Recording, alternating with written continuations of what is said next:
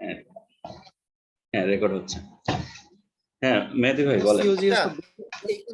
আরেকটা stupid question আছে আমার। জি জি প্রাইসেস যেটা বলছি এটা তো হচ্ছে আমার ইনভেন্টরি যে মানে প্রাইস আমি কিনতেছি রাইট, ইনভেন্টরি কস্ট ডিফার্ড করলে তো কস্ট অফ গুড কস্টগুলো কম হবে, আপনি এন্ডিং ইনভেন্টরি প্রতি ইনভেন্টরি বেড়ে যাবে। আচ্ছা আমরা কন্ডিশনটা ধরে নেই, প্রাইসেস আর ফলিং। ধরেন মাসের 1 তারিখ, 5 তারিখ, 10 তারিখ,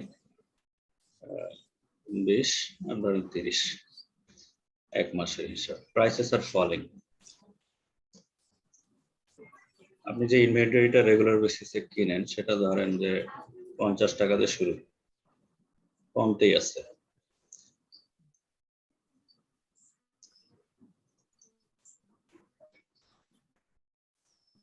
সেটা মাথায় রাখেন।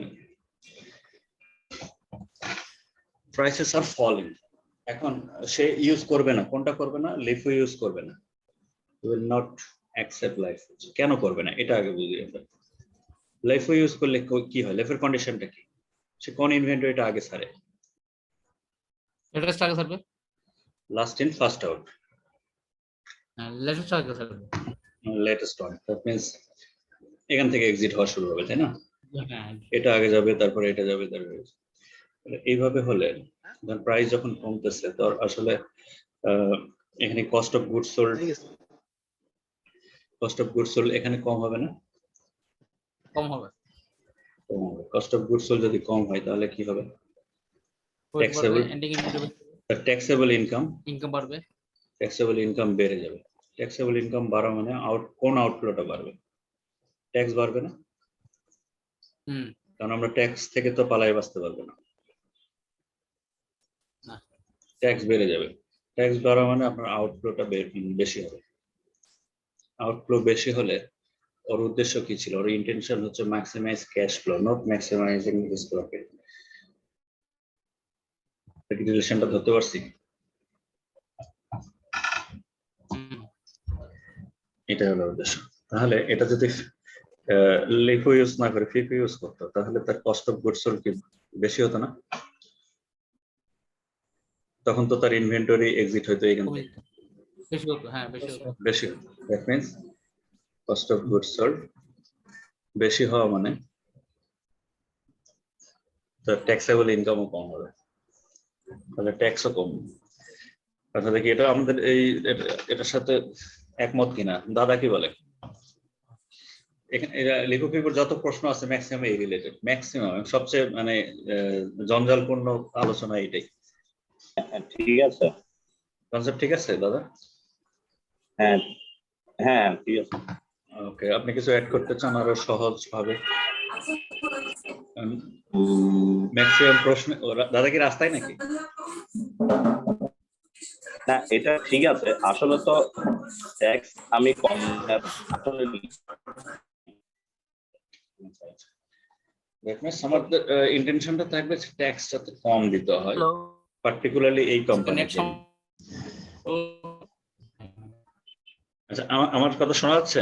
আসলে ওই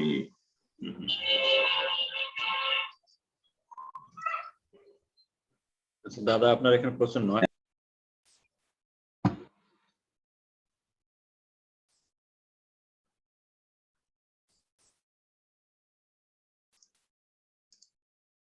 হ্যালো, জি ভাই। নেট এতই খারাপ যে আমার পুরো ইতেই বন্ধ হয়ে গেছে, পুরো জুম আউট হয়ে গেছে। আজকে নেট খারাপ ভাই সব জায়গাতেই, ভয়াবহ ভেঙে যাচ্ছে জিতু ভাই, কথা ভেঙে যাচ্ছে। হ্যাঁ আমিও আপনাদের কথা ভেঙে ভেঙে শুনতে পাচ্ছি, আমি বুঝতেছি না মানে টু ওয়ে জিতু খারাপ। ভাই আপনি কাইন্ডলি মোবাইল ডাটা ইউজ করতে পারবেন যদি আপনার প্যাকেজ থাকে, তাহলে মনে হয় একটু বেটার আসতে পারে। হ্যাঁ প্যাকেজ আছে আনলিমিটেড, আচ্ছা আমি একটু ট্রাই করে দেখি। মানে ওদিক থেকেও কিন্তু কথা আমি ভেঙে ভেঙে শুনতে পাচ্ছি এখন। আমার মনে হয় আপনার ওয়াইফাই কানেকশনটাই প্রবলেম করতেছে আজকে। মেবি, আচ্ছা আমি দেখতেছি। ভাইয়া আজকে ওই গোটা দেশে প্রবলেম, আপনার আপ স্ট্রিমে কিছু ব্যাকবোর্ডে প্রবলেম হয়েছে। আজকে প্রবাবলি সব ওয়ার্ল্ড কাপের ম্যাচ স্ট্রিম করতেছে তো। ও আচ্ছা, ক্রিকেট খেলা দেখে কি হয়, বাংলাদেশ তাহলে হারে।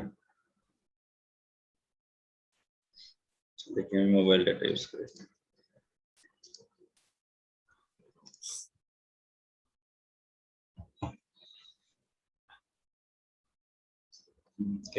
মোবাইল ডাটা দিয়ে চলছে, দেখি কি হয়।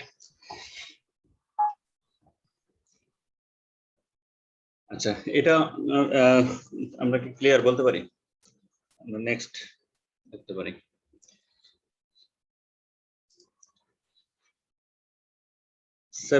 টা দেখেন,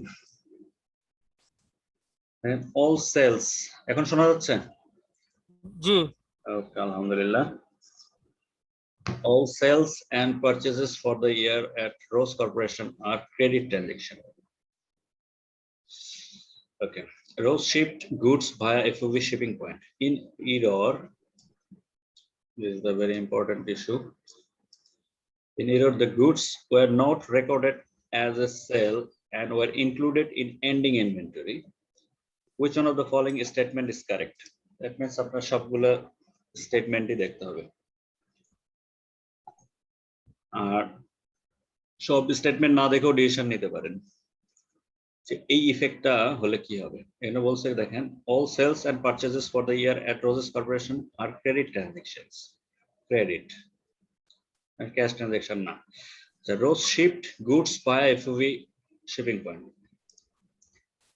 That means পজিশন হ্যান্ডওভার হয়ে গেছে, গুডস চলে গেছে, কিন্তু সে রেকর্ডে একটা ভুল করছে যে the goods were not recorded as sale and were included in ending inventory. Which one of the following statement is correct? একটু ভাবেন, মিলে যাবে।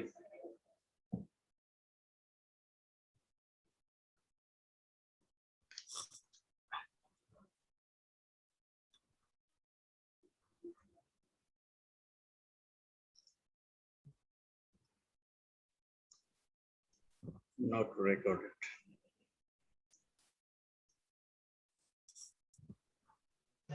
ইনভেন্টরি বেশি দেখলে দিচ্ছো, একটা সিদ্ধান্ত নিয়ে একটা সিদ্ধান্ত নেন, অসুবিধা নেই, একটা সিদ্ধান্ত নিয়ে ফেলেন। এখানে একসাথে কয়েকটা সিরিজ ঘটনা ঘটবে, মানে হবে পড়বে, ডমিনো ইফেক্ট হবে। দেখি রেজাল্ট কি আসে। তৌহিদ ভাই, এ মনে হচ্ছে?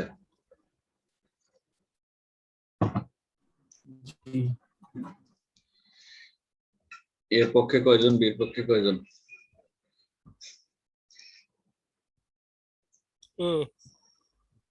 আচ্ছা, সৌরভ বলছে এ। বস এ হবে, সাকিব বলছিলাম। আচ্ছা আচ্ছা আচ্ছা, কেন হবে? কেউ এনিওয়ান বলবো আমি না? হ্যাঁ হ্যাঁ, বলেন বলেন, অসুবিধা নেই, শেষ করতে হবে। হ্যাঁ, ঘটনাটা কি ঘটছিল যে রেকর্ড করতে যদি ভুল করি সেক্ষেত্রে আমার সেলস রেকর্ড হয়নি। ওকে,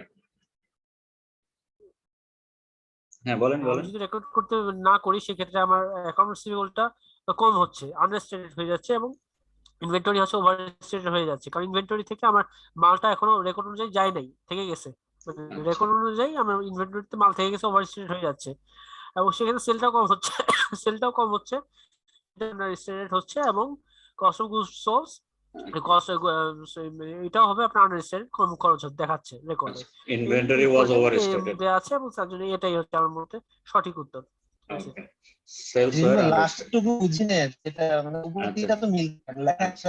আচ্ছা, এই তিনটা কন্ডিশনের সাথে তো একমত নিশ্চয়ই। Account receivable was understated, cost of goods sold was understated. Cost of goods sold কেন আন্ডারস্টেটেড হবে সৌরভ? হ্যাঁ তিনটা কস্ট অফ গুডস সোল্ড কেন আন্ডারস্টেটেড হবে? হ্যালো, শুনতে পাচ্ছেন? হ্যাঁ, নেটের অবস্থা তো ভয়াবহ খারাপ, তো জুম মাঝে মাঝে হারাই যাচ্ছে। হ্যাঁ এটা না, হ্যাঁ এটা সবার সব জায়গা থেকে আমার বাসায় ওয়াইফাই শেষ অফ হয়ে গেছে।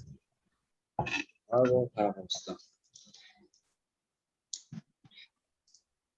হ্যাঁ তৌহিদ ভাই, একটু বলবেন এটা লাস্ট কন্ডিশনটা, কস্ট অফ গুডস সোল্ড আন্ডারস্টেটেড কেন?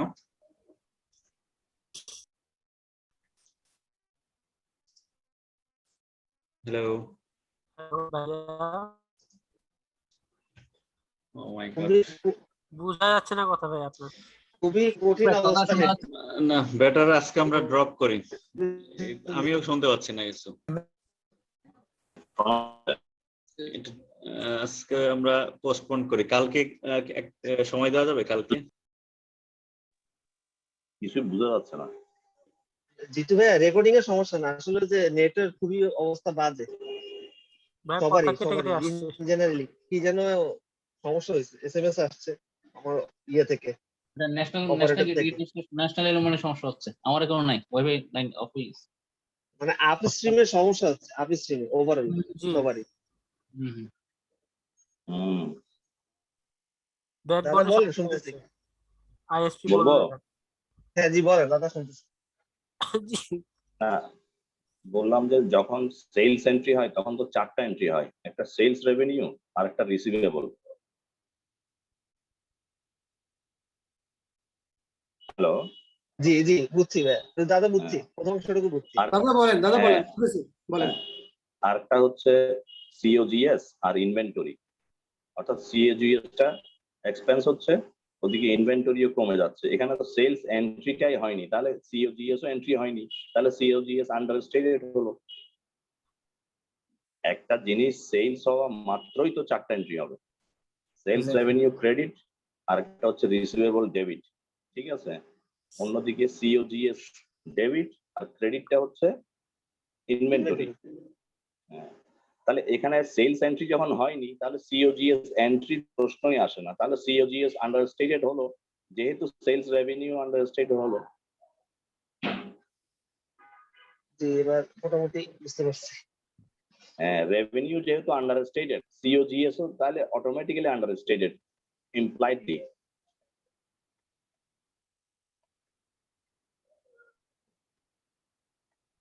হ্যালো, জি ভাই শুনতে জি পাচ্ছি। দাদা আপনার বলেন। কথা ক্লিয়ার শোনা, আপনার নেটওয়ার্ক কি মনে ক্লিয়ার আছে, বাকি সবারই অবস্থা খারাপ। জি হ্যাঁ আমারটা, কিন্তু আমি শুনতে পাচ্ছি না বলে মজা পাচ্ছি না।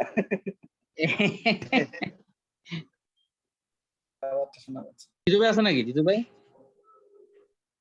নাই, জিতু ভাই কি আন্ডার স্টেটেড না ওভার স্টেটেড? আন্ডারস্টেটেড আছে।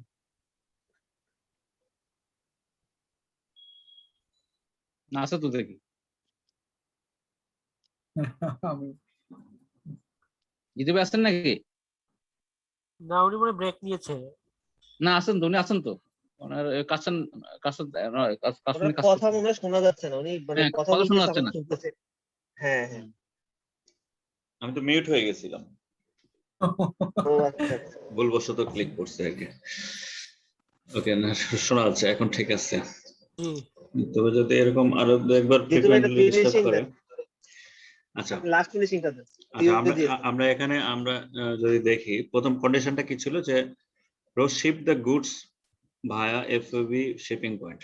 আচ্ছা, মাল ডেলিভারি হয়ে গেছে, কিন্তু তার রেকর্ড কিপিং এর ঝামেলা আছে। রেকর্ডটা ইরোরটা কি ছিল, the goods were not recorded as a sales. তো সেলস যদি রেকর্ডেড না হয়, আর বলছে যে সব ট্রানজাকশনটাই credit transaction, that means sales is credit sales. তো স্বাভাবিকভাবেই এই ধরনের সেলস হলে কি হবে, আপনার অ্যাকাউন্ট রিসিভেবল বৃদ্ধি পাওয়ার কথা, কিন্তু সেটা হয় নাই। That means it will be understated, যেটা বলছে understated. Okay, inventory was overstated. Inventory overstated হওয়ার কারণটা হলো সেলস এর সাথে সম্পর্ক হলো আপনার কস্ট অফ গুডস সোল্ড। তো সেলস যদি রিপোর্টেড না হয়, কস্ট অফ গুডস সোল্ড তো স্বাভাবিকভাবে রিপোর্ট হয় নাই, এটাও বেড়ে যাওয়ার কথা। এটা ডেবিট হলে না আপনার ইনভেন্টরি ক্রেডিট হতো, ইনভেন্টরি কমে যাওয়ার কথা। না কমে কি হয়েছে, যা ছিল তাই ছিল, তাহলে ক্লোজিং ডেটে স্বাভাবিকভাবে আপনার ইনভেন্টরিটা ওভার স্টেটেড হচ্ছে। আবার সেলস আর আন্ডারস্টেটেড, সেলস তো স্বাভাবিকভাবে আন্ডারস্টেটেড, সেলস তো আপনি রিপোর্টই করেন নাই। And cost of goods sold was understated. অর্থাৎ এটা চেইন ইফেক্টটা এই 4টা হেডেই আছে। একটা সেলস কে রিপোর্ট না করা মানে একদম সিরিয়ালি আপনার অ্যাকাউন্ট রিসিভেবল আপনি রিপোর্ট করলেন না, সো এটা আন্ডারস্টেটেড।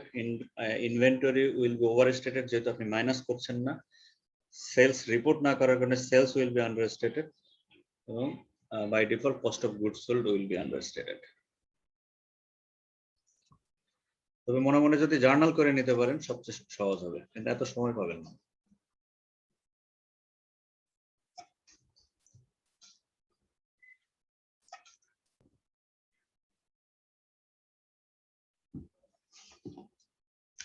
আচ্ছা, এটা একটা important question, 79,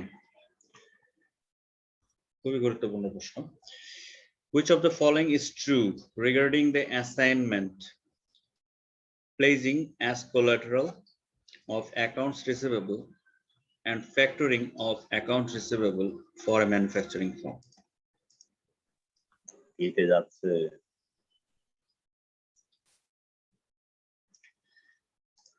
Which of the following is true?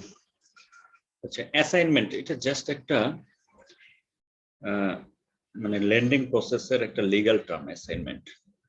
অর্থাৎ যখন আমরা কোনো কিছু কোলাটেরাল রাখি বা জামানত দিয়ে আর কি কোনো লোন নেই, সেটা আসলে সংক্ষেপে আপনি অ্যাসাইনমেন্ট মিন করতে পারেন। বা প্লেজিং অ্যাজ কি কোলাটেরাল, মর্টগেজ মর্গেজ বা সিকিউরিটি রাখতেছি যে কোনো প্রপার্টি বা কিছু, এক্স্যাক্টলি এনিথিং সিকিউর, কোনো একটা প্রপার্টিকে আপনি কোলাটেরাল বা সহায়ক যেটা বলি আমরা জামানত রাখা। হ্যাঁ, না অ্যাকাউন্ট রিসিভেবল নাও রাখছি। আচ্ছা, ফলোইং এখানে দুইটা জিনিস আছে, একটা হচ্ছে অ্যাসাইনমেন্ট, আমি একটু সেগ্রিগেট করে দিই, দুইটা বিষয়ের আসলে তফাৎটা জানতে যাবে মেইন যে উদ্দেশ্যটা। একটা হচ্ছে অ্যাসাইনমেন্ট, অ্যাসাইনমেন্ট ব্র্যাকেটে বলছে প্লেজিং অ্যাজ কোলাটেরাল, মানে কোনো কিছু জামানত বা মর্গেজ দিয়ে আমরা যে ধরনের ফ্যাসিলিটিস নেই, বরোইং ফ্যাসিলিটিস নেই, সেটাকে আসলে অ্যাসাইনমেন্ট বলা যায়। আর একটা হচ্ছে of account receivable and factoring of account receivable. Factoring এর সাথে পরিচয় আছে তো? ফ্যাক্টরিং ফাইন্যান্স, ফ্যাক্টরিং মানে কি যে আগে যে সেল করতেছি, sell of receivables. Exactly, factoring ফাইন্যান্সটা হ্যাঁ অনেকটা তাই। আমরা যেটা বিল ডিসকাউন্ট করি আমরা অনেক সময় ইন্টারন্যাশনাল ট্রেডে, হ্যাঁ ডিসকাউন্টিং, হ্যাঁ ডিসকাউন্টিং, দ্যাট মিন্স আপনার এলসি অ্যাকাউন্ট, পেমেন্ট যেমন হ্যাঁ, ডিসকাউন্ট বা করে। ডিসকাউন্টে আমি এটা লোকালিও হতে পারে, সবসময় ইন্টারন্যাশনাল ট্রেডে হবে তাও না, লোকাল ট্রেডও হতে পারে। বাট আমি ফ্যাক্টরিংটা দেখাচ্ছি একটা ডায়াগ্রাম করে, ছোট্ট একটা ডায়াগ্রাম দেখালে বুঝতে পারবেন। For a manufacturing farm, which of the following is true, that means এখানে একটা ডিফারেন্স সম্পর্কে বলছে, সেই ডিফারেন্সটা আমরা বের করব, আসলে অন্য কিছু না। ডিফারেন্সটা কি? প্লেজিং সম্পর্কে একটা স্টেটমেন্ট আছে আর ফ্যাক্টরিং সম্পর্কে একটা স্টেটমেন্ট আছে, দুইটা মিলে একটা ট্রু স্টেটমেন্ট আমাদের এখান থেকে বের করতে হবে। সো আমরা দুইটার মধ্যে যদি পার্থক্যটা জানি তাহলে এটা বের করতে সহজ হবে। এটার রাইট অ্যান্সার কোনটা জানি সৌরভ? এ ছিল না? আচ্ছা, এটাকে আমরা ব্যাখ্যা করি তাহলে আমরা সহজে পেয়ে যাব। ফ্যাক্টরিং কি হয়তো অনেকের ধারণা ক্লিয়ার নাও থাকতে পারে, দেখাই দিচ্ছি। আচ্ছা, এই সেন্টেন্সটা আমরা একটু দেখি, বাকিগুলো দরকার নেই। The factoring of account receivable, factoring of account receivable অর্থাৎ অ্যাকাউন্ট রিসিভেবল কে ফ্যাক্টরিং করা যায়, involves the invoice from the manufacturing farm to its customer being stamped, stamp মানে এটা এন্ডোর্স করা বা অ্যাটেস্টেড করা, being stamped with a notification that payment is to be made directly to other parties। এই পর্যন্ত একটু থামেন। এই সেন্টেন্সটার মধ্যে দেখেন তো কয়টা পার্টি ইনভলভ, একটু বের করতে পারেন কিনা ওয়ালি? দেখেন তো এই সেন্টেন্সটার মধ্যে আমরা কয়টা সাবজেক্ট পাই, মানে কয়টা পার্টি ইনভলভ আছে? এই পার্টটা টোটালি রিগার্ডিং ফ্যাক্টরিং, কয়টা পার্টি ইনভলভ এখানে? 3 বা 4 থাকবে এখানে ইনভলভড। 3 to 4। আপনি একটু সময় নেন, আর আপনি 30 সেকেন্ড সময় নিয়ে বলেন, সেন্টেন্সটা আরেকবার মনে মনে পড়েন, আসলে কয়টা party, how many parties are involved?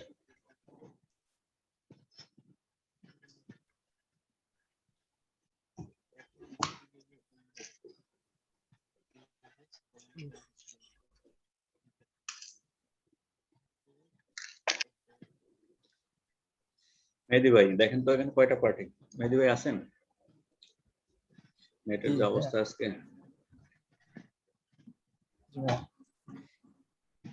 আমরা জানতে চাই যে ফ্যাক্টরিং ফাইন্যান্সে আসলে party, how many parties are involved in factoring process, এটাই জানার বিষয়, অন্য কিছু না। এই পর্যন্ত দেখেন, শুধু এই পর্যন্ত। তিনজন তহিদ ভাই বলছেন তিনজন, মানে 3 parties are involved। Yes, this is right, দেখেন factoring of accounts receivable involves the invoice from manufacturing firm. তার মানে এই ম্যানুফ্যাকচারিং ফার্ম একটা পার্টি, দ্যাট মিন্স এই ম্যানুফ্যাকচারার আসলে seller, as for seller, to its customer, customer একটা party, this is buyer B, being stamped with a notification that the payment is to be made directly to other parties. Other party, factor this is factor.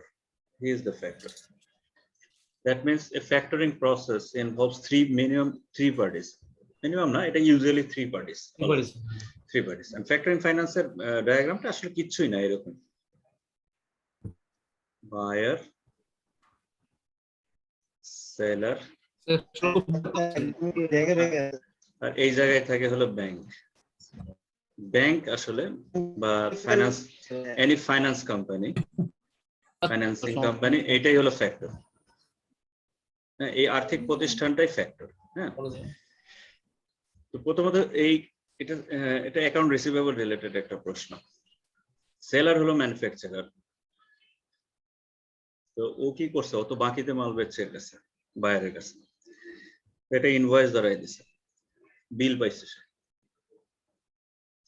এই কি পাইছে, একটা ওরা কাগজ পাইছে, just এক টুকরা কাগজ, টাকা পায় নাই, এবং সেখানে বলা আছে যে 90 দিন পরে দেবে সে।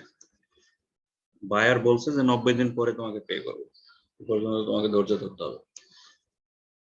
তখন কি করছে, একটা ট্রিপার্টিট এগ্রিমেন্ট হয়েছে এই তিনজনের মধ্যে। দেখেন, বিং স্ট্যাম্পড, স্ট্যাম্প কথাটার মধ্যে অনেক কিছু আছে, দ্যাট মিন্স ইট ইজ এন্ডোর্সড, মানে এদের ডকুমেন্টেশনটা এন্ডোর্সড হয়েছে, তিনজন মিলে হবে। ডকুমেন্টেশন ছাড়া তো আসলে এই প্রসেস হবে না, ব্যাংক এমনি এমনি টাকা দিবে না।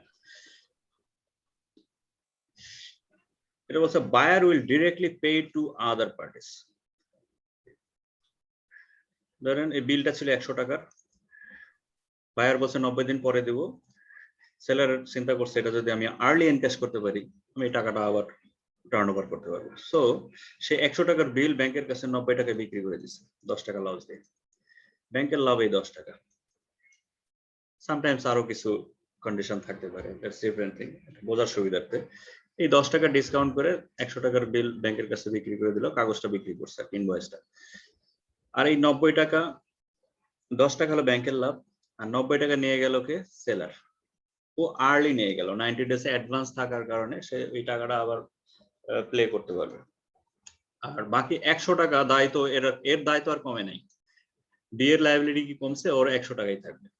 এই 100 টাকা directly he will pay to the bank বা ফ্যাক্টর। অর্থাৎ ব্যাংক রিসিভ করলো 100 টাকা, আউটপুট হলো 90 টাকা, মাঝখানে 10 টাকা হলো স্প্রেড, এটা ব্যাংকের লাভ।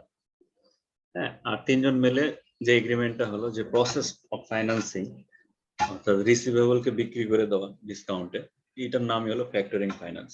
সো ফ্যাক্টরিংটা হয় ফ্যাক্টরিং অফ অ্যাকাউন্ট রিসিভেবল। এটা ইন্টারন্যাশনাল ট্রেডেও হইতে পারে, লোকাল ট্রেডেও হইতে পারে। আচ্ছা, এবার দেখেন, whereas the assignment of account receivable does not, অর্থাৎ ফ্যাক্টরিং ফাইন্যান্স যতগুলো পার্টিকে ইনভলভ করে, অ্যাসাইনমেন্ট বা যেগুলো সাধারণত মর্গেজ লোন বা অ্যাসেট ব্যাকড লোন, এই লোনগুলোতে এত কিছু ফলো করে না। এইটুকুই পার্থক্য, clean differentiation between assignment and factoring finance. Clear? Jitu ভাই খালি কোশ্চেনটা একটু আবার একবার বলবেন, জাস্ট কোশ্চেন। আচ্ছা, কোশ্চেনটা দেখেন, which of the following is true? এখানে চারটা স্টেটমেন্ট আছে, দেখেন, which of the following is true regarding the assignment of account receivable and factoring of account receivable for a manufacturing firm? হ্যাঁ, যেহেতু দুটাকেই সে অ্যাকাউন্ট রিসিভেবল দুইটার জন্য বলছে, ট্রু। হ্যাঁ দুইটার জন্যই ট্রু, এবং দুটাই বলছে অ্যাকাউন্ট রিসিভেবল। অ্যাকাউন্ট রিসিভেবলের জন্য অ্যাসাইনমেন্ট, আবার অ্যাকাউন্ট রিসিভেবলের জন্য ফ্যাক্টরিং। অর্থাৎ ধরেন আমি সেলার, আপনি আমার কাস্টমার, আপনি আমার কাছ থেকে রেগুলার বেসিসে বাকিতে মাল কিনতে চান, সেক্ষেত্রে আমি বলছি যে আমি কিভাবে আপনাকে ট্রাস্ট করবো, তখন আপনি করছেন কি, আপনার বাড়ির দলিলটা আমার কাছে মর্গেজ রাখছেন, এটার বিনিময়ে আমি আপনাকে সারা বছর ক্রেডিট ফ্যাসিলিটিস দিচ্ছি, আপনি মাল নিয়ে যাচ্ছেন, বিক্রি করে এনক্যাশ করে পরে আমার টাকা শোধ করতেছেন। This is called assignment. আর ফ্যাক্টরিং ফাইন্যান্সে ব্যাপারটা হলো আলাদা। আপনাকে আমি বাকিতে বিক্রি করছি, আপনি আমাকে একটা পেপারস দিচ্ছেন বা একটা ইনভয়েস দিচ্ছেন যে 90 দিন পরে দিবেন, এই কাগজটা আমি ব্যাংকের কাছে অ্যাডভান্স বিক্রি করে দিচ্ছি। আর আপনাকে বলে দিচ্ছি আপনি যে আপনার কাছে যে আমি 100 টাকা পাই রিসিভেবল, এটা আমাকে না দিয়ে সরাসরি ব্যাংকে দিয়ে দিন, ব্যাংক ওই 100 টাকা রিসিভ করবে। আর ব্যাংক আমাকে অগ্রিম টাকা দিয়ে দিচ্ছে, এই কারণে ব্যাংক আমাকে 10 টাকা কম দিচ্ছে, 90 টাকা দিয়ে দিচ্ছে। এই যে তিনজন মিলে যে এগ্রিমেন্টটা, সেটা হলো ফ্যাক্টরিং। আর প্রশ্নটা এটাই জানতে চাচ্ছে যে এই স্টেটমেন্টের মধ্যে সেটাই আছে যে আসলে ডিফারেন্সটা কি। সো এখন আমরা ক্লিন যে ডিফারেন্সিয়েশনটা দেখতে পাচ্ছি যে অ্যাসাইনমেন্ট ইনভলভস আসলে 2 পার্টিস, আর ফ্যাক্টরিং ফাইন্যান্স ইনভলভস 3 পার্টিস। এটা আসলে আমার প্র্যাকটিস এরিয়া ছিল, এই জন্য একটু বেশি কথা বললাম।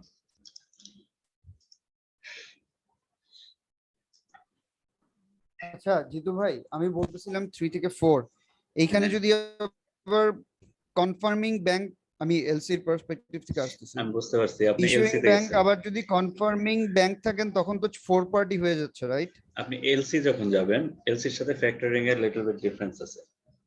হ্যাঁ, এলসি তো অনেক সময় ক্যাশ এলসি হচ্ছে না, কিন্তু এলসি তে আপনার সবসময় 2টা ব্যাংক লাগে, কিন্তু ফ্যাক্টরিং এ আবার একটা হ্যাঁ, ব্যাংক হলেই চলে। এলসি তে 4টা ব্যাংকের আচ্ছা। 2টা ব্যাংকের involvement mandatory. So buyer and seller, একটা হলো বায়ার্স ব্যাংক আর একটা হলো সেলার্স ব্যাংক। সো স্বাভাবিকভাবে সেলার্স ওখানে ব্যাংক। পার্টি হচ্ছে 4টা। হ্যাঁ, আর অ্যাজ পার এটা কিন্তু একটা ডেফিনেশনও বটে, এই সেকশন এ তে, অপশন এ তে যেটা বলছে, এটাকেও যদি আমরা একটা স্ট্যান্ডার্ড ডেফিনেশন হিসেবে নেই, এখানেও দেখবেন যে আসলে 3টা পার্টিকে ক্লিন আইডেন্টিফিকেশন আছে। So factoring finance requires only 3 parties, not 4। হ্যাঁ, আপনার ইন্টারন্যাশনাল ট্রেডে ফ্যাক্টরিং হয় কোনটা? ধরেন যে আপনি কোনো এক্সপোর্ট করছেন, বিল পাইতে দেরি আছে, ডেফার্ডেলসের ক্ষেত্রে, সেক্ষেত্রে বিলটা কিন্তু আমরা কিনে নিই অনেক সময়, ব্যাংকে এটা ডিসকাউন্টিং করা যায়, যেটাকে এক একটা ব্যাংকে এক একটা টার্ম ইউজ করে। যেমন আমরা ইউজ করি ওটাকে বলে FBPN, foreign bills, FBPN, foreign bills purchased and negotiated. হ্যাঁ, কোনো ব্যাংকে এফবিপি বলে, ওইটা হলো ইন্টারন্যাশনাল ট্রেডের ক্ষেত্রে আপনার ফ্যাক্টরিং এর example. FBPN, foreign bills purchased and negotiated. তো পারচেজ তো ব্যাংক এমনি করবে না, লাভ ছাড়া তো আসছেন। ফরেন বিল পারচেজ গুলোতে হ্যাঁ আসলে কনফার্মেশনটা মানে অ্যাকসেপ্টেন্সটা থাকে আসলে ব্যাংক টু ব্যাংক, যেখানে ইট ইজ মোর সিকিউর। হ্যাঁ আপনি আমার যদি ফরেন ব্যাংক অ্যাকসেপ্ট দেয়, তখনই লোকাল ব্যাংক ওটাকে ডিসকাউন্টিং করে আমার কাস্টমারকে টাকাটা দিয়ে দিল। কিন্তু বিল পারচেজ করতেছেন কিনা, এটা হ্যাঁ বিলটা পারচেজ করতেছেন, হ্যাঁ ব্যাংকের গ্যারান্টি নিচ্ছে। ইন্টারন্যাশনাল ট্রেডের ক্ষেত্রে ব্যাংকটাকে, যেহেতু ফর্মাল ইনস্টিটিউশন, ব্যাংকের সাথে এজেন্সি অ্যারেঞ্জমেন্ট থেকে, ইন্টারন্যাশনাল ট্রেডে হয় কি, হ্যাঁ ব্যাংকের গ্যারান্টি ছাড়া ব্যাংক হবে তো না। কোনোদিনই আসলে নেচারালি ফাইন্যান্স করবে না, পারচেজ করবে না, unless bank receives acceptance from the overseas bank. হ্যাঁ হ্যাঁ, মানে ব্যাংক সবসময় সিকিউর ফাইন্যান্সিংটা করে, বাট এটা without taking the acceptance from the overseas bank. there is an example of accounts receivable financing. হ্যাঁ, ফ্যাক্টরিং এর সাথে সরাসরি না মিললেও কাছাকাছি ব্যাপারটা, যে এটা আপনি বলছেন bank to bank, it's right. Bank to cross বর্ডারের ক্ষেত্রে ব্যাংক আসলে ওই বায়ার সেলারে চিনে না। একটা বিদেশি একটা বায়ারকে সে ট্রাস্ট করবে না, ট্রাস্ট করে কি ওই বায়ারের ব্যাংকটাকে ট্রাস্ট করতেছে, একটু ভায়া হচ্ছে। বাট এখানেও জাস্ট বিলটাকে ডিসকাউন্টিং করেই কিন্তু ব্যাংক কাজটা করে, ব্যাংকের ইনকাম আসলে ওখানে ডিসকাউন্ট। আর লোকাল ট্রেডের ক্ষেত্রে এটা করা যায়, লোকাল ট্রেডের ক্ষেত্রে একদম ক্লিন শর্ট, এই 3টা পার্টি এইভাবে কাজ করতে পারে, বায়ার সেলার এন্ড ফ্যাক্টর, এইটুকুই পার্থক্য।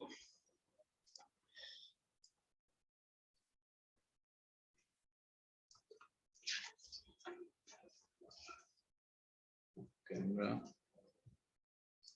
81 এখানে আমি আরেকটু অ্যাড করি, হ্যাঁ সেটা হচ্ছে মানে মেইন থিমটা হচ্ছে মানে সিকিউরিটাইজেশন, অর্থাৎ আমি একজন থেকে ফাইন্যান্স নিচ্ছি, সেটা ওই ফাইন্যান্স কোম্পানি সিকিউর করতেছে মানে বিল অ্যাসাইনমেন্ট করে। আরেকটা হচ্ছে যে ফ্যাক্টরিং কোম্পানি ফাইন্যান্স করতেছে, সে কিন্তু তারটা সিকিউর করতেছে বায়ারের মানে একভাবে মানে দুইভাবে সিকিউরাইজেশনটা হচ্ছে আর কি। মানে সেক্ষেত্রে ফ্যাক্টরিংটা তো আসলে দুইভাবে হয়, একটা সেক্ষেত্রে ফ্যাক্টরিংটা উইদাউট কোর্স আর উইথ রিকোর্স, উইথ রিকোর্স আর উইদাউট রিকোর্স হয়। সেটা যেভাবে করো, কিন্তু ফ্যাক্টরিং কিন্তু little bit riskier than assignment. হ্যাঁ, মানে এখানে আপনার আসলে গুড ফেইথ ট্রাস্ট ছাড়া এটা সম্ভব না। হ্যাঁ রিস্কি, এটা ঠিক। পার্টি তো অনেক কিছুই ডকুমেন্টেশন করে, তারপরেও তো ফেল করে। এটা পুরোটাই ট্রাস্টেড পার্টনারদের ক্ষেত্রে, সবার জন্য না। আচ্ছা, অ্যাকাউন্ট রিসিভেবল রিলেটেড প্রশ্ন এটাও, যে এজিং স্কেজুয়ালটা কি? এজিং শিডিউল স্কেজুয়াল যাই বলি, এজিং স্কেজুয়াল ইজ টু কোশ্চেনটা হবে না কোনটা? 80 নাম্বারটা। 80 নাম্বারটা, আচ্ছা 80 নাম্বারটা একটু লেন্থি, এই কারণে আমি একটু তাহলে ঠিক আছে। স্কিপ করেছি। জাস্ট ওটা হচ্ছে আপনার ক্যাশ বের করতে হবে আর কি।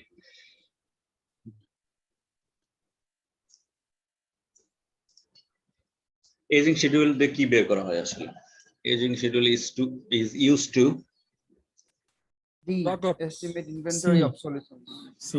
Estimate the net realizable value of accounts receivable. C, estimate the net realizable value of account receivable. Okay.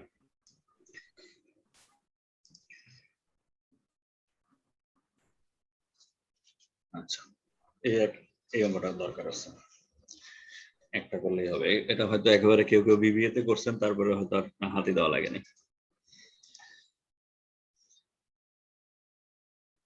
দেখেন, ইনভেন্টরি পারচেজ আছে, সেলস আছে, একটা শিডিউল দিচ্ছে, একটা প্রোডাক্ট সম্পর্কে বলছে। এদের অবশ্য ওপেনিং ইনভেন্টরি সম্পর্কে কিছু বলে নাই। আছে দেখেন, মে 1 ট্রানজাকশন ইনভেন্টরি ইউনিটস 1400, এটা ইউনিট কস্ট 2.45, টোটাল কস্ট দেওয়া আছে। পারচেজ করছে আবার 7 তারিখে, মাঝখানে কিছু করে নাই। Purchase 1800 at the rate of 2.75. 16 May তে সেলস আছে 2000 ইউনিটস, 20 তে আবার পারচেজ, রেট হচ্ছে 2.90, 28 এ সেলস আছে 1400। এন্ড কথা হলো, if this company use first in first out,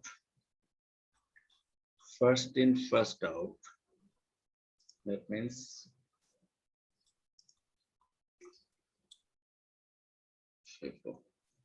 first in first out perpetual inventory system, the total cost of the inventory for part মানে ওই প্রোডাক্টের at 31st May কত হবে? That means closing inventory দরকার।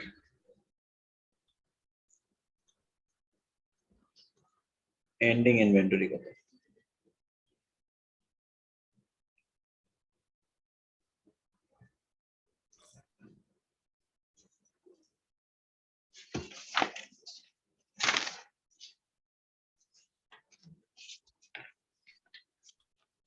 বের করে ফেলি। ending inventory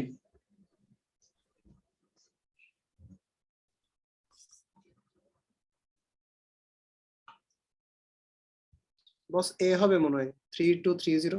3230 না, 3230 হবে না।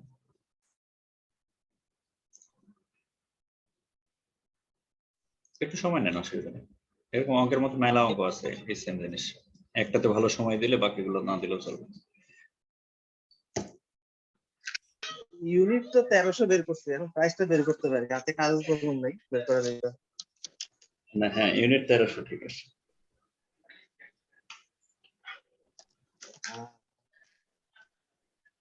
ওই বইখাতা ক্যালকুলেটর কিনতে হবে। কি হবে? বি, হ্যাঁ 1300 ওই যে 13 ইনটু 2.9। তৌহিদ ভাই অ্যাবসলিউটলি রাইট। আচ্ছা, আপনি 1300টা মিলাই দেন আমাকে, বলেন কিভাবে। ওই যে হ্যাঁ, আমার 1300 ছিল।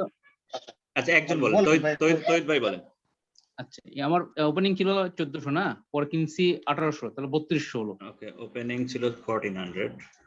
হ্যাঁ, আচ্ছা, হ্যাঁ, তারপরে অ্যাড পারচেজ 1800, তার মানে अवेलेबल। এই পর্যন্ত এসে দম দিতে হবে একটু। अवेलेबल কত হলো? 3200। ফাইন, দেন সেলস মানে সেল 2000। সেলস 2000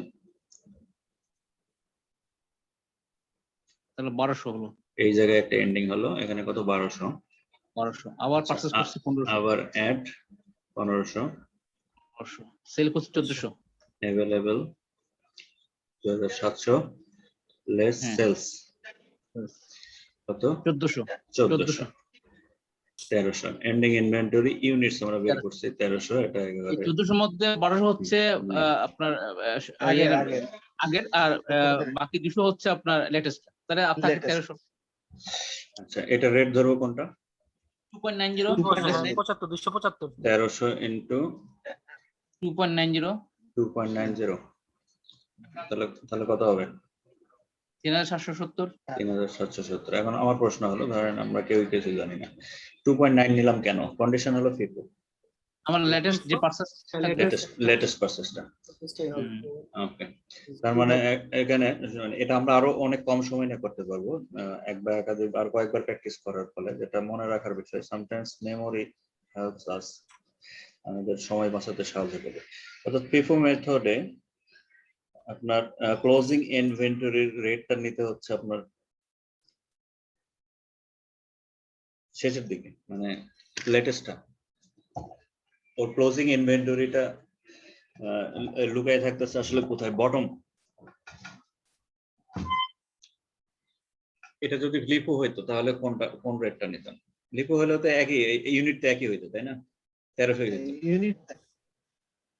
লিপো হইলে লাস্ট নিতে হবে 245। লিপো হইলো তো এই মানে আপনার 1300 জায়গায় কোনো চেঞ্জ হতো না, 1300 থাকতো। শুধু রেটটা নিতাম কোনটা? 245।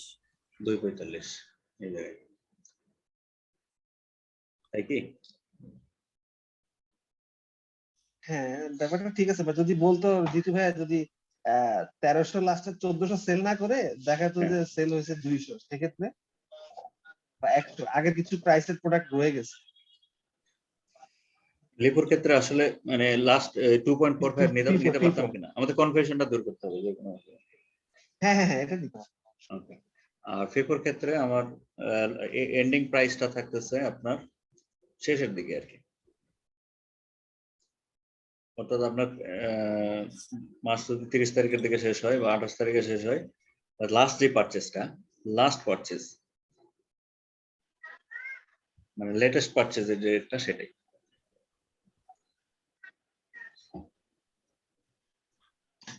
এটা অনেক প্র্যাকটিস করার পরেও কনফিউশন থাকে, দেখা যায় তাড়াহুড়া করে আমরা অনেক সময় এই সবই বুঝি, সব ব্যাখ্যাই আমরা জানি গল্প করার সময়, কিন্তু আমরা অনেক সময় এইটাতে গুণ করে বের হয়ে চলে গেছি। আসসালামু আলাইকুম। এখানে কিন্তু কনফিউশন আছে, যারা না বুঝবে বা একটু বলেন ম্যাডাম। একটা আস্থা। হ্যাঁ, ফাতেমা আপু বলেন। সেটা হলো যে আমার 1 তারিখে 1 তারিখে আমার ইনভেন্টরি ছিল 1400,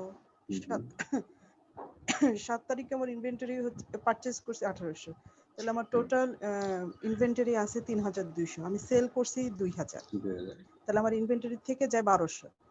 এই 1200 এর প্রাইসটা কততে সেল হয়েছে? 1200 কততে সেল হয়েছে আমি ফার্স্ট? পরে আবার পারচেজ করছি 1500। আচ্ছা, ওই পর্যন্তই থাকেন, ওই পর্যন্তই থামেন আপনি। 2000 সেলস করছেন, টোটালটা আসছে 2700, হ্যাঁ, কিন্তু আমি সেল করছি 2 টাকা 90 পয়সা করে। হ্যাঁ, না পারচেজ করছেন কিন্তু আমার উপরে কিন্তু বলা আছে ইনভেন্টরির ইউনিট কস্ট 2 টাকা 45 পয়সা, 2 টাকা 75 পয়সা। হ্যাঁ, পারচেজ এবং সেলটাও কিন্তু বলা নাই, অনেক সময় এই জায়গাটায় প্যাচ লেগে যায়। সেলের তো দরকার নাই এখানে, যদি আপনাকে প্রফিট বের করতে বলতো সেক্ষেত্রে অনেক সময় সেলের রেটটা দেওয়া থাকবে। এটা আপনার শুধু ইনভেন্টরির মধ্যে সীমাবদ্ধ রাখছে, যখন আপনার কস্ট অফ গুডস সোল্ড এবং সেলস দুটাই দরকার বা প্রফিট বের করতে বলতো, সেক্ষেত্রে আপনার সেলসটা মেনশন না, করা। আমার কোশ্চেনটা হচ্ছে এখানে যে 1200 ইউনিট আমার প্রথমে রয়ে গেছে, সেই 1200 ইউনিটের প্রাইস কিন্তু আর 1200 আচ্ছা, ইউনিট, হ্যাঁ, আর শেষে আমার সেল ধরেন হয়েছে 1400। আচ্ছা, আমরা একটু টোটাল 1300 ইউনিট, এই আমরা 1300 একটু ইউনিটে ভাঙতে যাই। সেল প্রাইস দিয়ে দিছি। আচ্ছা, এইখানে একটা এন্ডিং ইনভেন্টরি ছিল, তাই না? এই জায়গাতে পরবর্তী পারচেজ করার আগ পর্যন্ত, হ্যাঁ, ওইটা রয়ে যাবে, রাইট। তাই না? এইখানে একটা এন্ডিং আমরা পাইছিলাম, যেমন এখানে 20 তারিখ আর 100 একটা ইনভেন্টরি রয়ে যাবে। হ্যাঁ, এইখানে আমি একটু আলাদা করে দেখাইছি আর কি। এই 1200টা আসলে কার মধ্যে আছে? এটার মধ্যে না এইটার মধ্যে কোনটার মধ্যে আছে? 1 তারিখের মধ্যে লিফো হিসাব করলে 1 তারিখের মধ্যে যাবে। লিফো হিসাব করলে ফিফো হিসাব করলে 1 তারিখে লাস্টের মধ্যে এক্স্যাক্টলি, আর ফিফো হিসাব করলে এইটার মধ্যে আছে। এটা ক্লিয়ার করা আসলে জরুরি, এটা খুবই প্যাঁচ লাগে। হ্যাঁ, মূলত ভুলটা এখানেই হয়। ভুলটা এখানেই হয়। তার মানে জিতু ভাই বলা যাচ্ছে যে ফিফো হলে লাস্টের প্রাইসটা হবে আর লিফো হলে আগের প্রাইসটা হবে। এক্স্যাক্টলি, আরো সহজ করে বোঝার জন্য লিফো হলে উপরে যাবেন না সোজা না কথা। বস, এখানে সমস্যা তো ওই জায়গায় যে কোন জায়গায় কত এন্ট্রি বাকি আছে ওইটার উপর ডিপেন্ড করতেছে আসলে। হ্যাঁ হ্যাঁ, মানে লাস্ট ইনভেন্টরিটা, অ্যাবসলিউট কোন রেট নিতে যাবে না। লাস্ট ইনভেন্টরিটা কোন পারচেজের মধ্যে আছে ওইটা বের করতে হবে, ওই পকেটটা বের করতে হবে আসলে। পকেট চিনতে পারলে আর সমস্যা নেই। আর ক্লোজিং ইউনিট বের করাটা খুবই সহজ, এটা লিফো ফিফোর জন্য দুটো একই হবে, শুধু আমরা কোন রেটটা কনসার্ন করব এবং কোন বাকেটের মধ্যে এটা আছে এটা ফাইন্ড আউট করতে পারলে হবে। সো ফিফোর ক্ষেত্রে হচ্ছে ডাউনওয়ার্ডস, আর লিফো হলে আপওয়ার্ডস। এটাই সহজ হিসাব।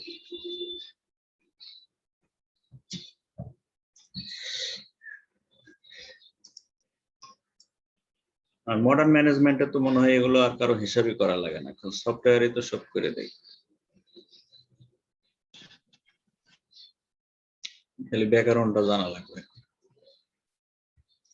রোহিত ভাইরা মনে হয় এভাবে প্রফিট বাড়ায় ইনসেন্টিভ নিয়ে যায়। বস যদি অশিক্ষিত হয় তাহলে কিন্তু প্রফিট বাড়ায় ম্যানেজাররা ইনসেন্টিভ বেশি নিয়ে নেবে। রোহিত ভাই কি মার্কেটিং এ নাকি? না না, বস যদি অশিক্ষিত হয় এটা সোনালী ব্যাংকে সম্ভব। সোনালী ব্যাংকে তো কেউ মালিক না, এটা আল্লাহর রাস্তায় চলে আর কি। সেটাই তো, আল্লাহর রাস্তায় চলে দেখেই তো, কেউ নাই দেখেই তো ঊর্ধ্বতন কর্তৃপক্ষরা এত কিছু করতে পারতেছে। হ্যাঁ দাদা ওই কোয়েশ্চেনটা তো যা আমি একটু অ্যাড করি। হ্যাঁ শিওর। এটা হচ্ছে এখানে মানে একটা জিনিস আমাদেরকে খেয়াল রাখতে হবে যে পারপিচুয়াল ইনভেন্টরি সিস্টেমটা, আমরা যে ক্যালকুলেশনটা এইমাত্র করলাম ওটা মানে আসলে পিরিয়ডিক্যালি করে ফেললাম আমি, অর্থাৎ at the end of the ইয়ারে গিয়ে যে ক্যালকুলেশনটা করতে হয় সেটা পিরিয়ডিক ক্যালকুলেশন। একদম এন্ড অফ দ্য, হ্যাঁ এখানে ডাটা কম ছিল দেখে এটা হয়ে গেছে আর কি। হ্যাঁ ডাটা না, এখানে আরেকটা সূত্র আছে, সূত্রটা আমি বলে দিচ্ছি। সেটা হচ্ছে ফার্স্ট ইন ফার্স্ট আউট, মানে ফিফোর ক্ষেত্রে পারপিচুয়াল এবং পিরিয়ডিকের ক্যালকুলেশন আপনি যেভাবেই করেন একই হবে, রেজাল্ট একই হবে। হ্যাঁ রেজাল্টটা একই, এটা একটু খেয়াল রাখতে হবে। অর্থাৎ পারপিচুয়াল ইনভেন্টরির ক্ষেত্রে আমি ক্যালকুলেশন কিভাবে করব, ইনভেন্টরি পারচেজ তারপর সেলস, তো হিসাবটা সাথে সাথে করে ফেলবো ওয়েটেড এভারেজের মতো। হ্যাঁ এখানে দাদার কথার মধ্যে একটা এমসিকিউ আছে, কিন্তু দাদা যেটা বলছে এটা একটা প্রশ্ন আছে, মানে আমি লিখে দিচ্ছি মনে রাখেন। ফিফো পারপেচুয়াল, ফিফো পারপিচুয়াল এবং ফিফো ফিফো পিরিয়ডিক্যাল। হ্যাঁ আপনি যে কোনো একটা ক্যালকুলেশন করলেই কিন্তু আরেকটা বেরিয়ে যাবে, অর্থাৎ দুটো ক্যালকুলেশনই সেম বা সেম রেজাল্ট হবে, সেম রেজাল্ট। এখন এই জিনিসটা কনফিউশনটা হচ্ছে কেন, মানে চেয়েছে পারপিচুয়াল ইনভেন্টরি কিন্তু ক্যালকুলেশনটা মানে has taken place in accordance with periodic সিস্টেমে। লাস্টেরটা 2.9 দিয়ে আমরা কিন্তু মাল্টিপ্লাই করেছি, হ্যাঁ যেটা পিরিয়ডিক সিস্টেমে হয় আর কি। এই জন্য কনফিউশন, উত্তর কিন্তু মিলে গেছে, মিলবে, হ্যাঁ মিলে গেছে, কারণ দুটোই সেম রেজাল্ট। কিন্তু লিফোতে কিন্তু মিলবে না, লিফোতে পিরিয়ডিক সিস্টেমে করতে যাই। হ্যাঁ এখানে ওই স্টেপ বাই স্টেপ সিস্টেমে করতে হবে, স্টেপ বাই স্টেপ, প্রত্যেকটা স্টেপটা ব্রেকডাউন মানে ব্রেক থ্রু হয় একটা সেলস পর্যন্ত, মানে একটা পারচেজ পর্যন্ত, মানে এই জায়গায় একটা ব্রেক থ্রু হবে পারপেচুয়ালের ক্ষেত্রে। যেমন হ্যাঁ রাইট, যখন আমি সেলস এই করব জায়গায় না, একটা এই ব্রেক সেলস থেকে নিলাম, এটা ওভাবে হিসাব করে আমাকে টেনে আনতে হবে। তো এইখানে জিনিসটা ধরা পড়েনি, কারণ হচ্ছে জিনিসটা একই, হ্যাঁ মানে যে কোনো একটা ফলো করলেই চলে, যে কোনো একটা। কিন্তু লিফোতে কিন্তু অবশ্যই ইন অ্যাকর্ডেন্স উইথ রেগুলেশন, মানে রুলস অনুযায়ী যেতে হবে স্টেপ বাই স্টেপ, যদি পারপিচুয়াল হয়। এক্স্যাক্টলি আমার মাথায় আছে, আমরা ওইরকম একটা প্রশ্ন বের করব পাবো, ওইটা লিফো পারপেচুয়াল একটা দেখব। তাহলে ওটা ক্লিয়ার হয়ে যাবে। বাট ফিফোর ক্ষেত্রে কোনো সমস্যা নেই। যদি স্টেপ না, লিফোর ক্ষেত্রে কোনো সমস্যা নেই। তো আমরা পরীক্ষায় যদি ফিফো পারপিচুয়াল পাই তো আমরা পিরিয়ডিক সিস্টেমের সময় বাঁচানোর জন্য করে ফেলবো, এটাই হচ্ছে পলিসি। এক্স্যাক্টলি, এবং রেজাল্ট উইল বি সেম এবং কোনো ভুল হবে না।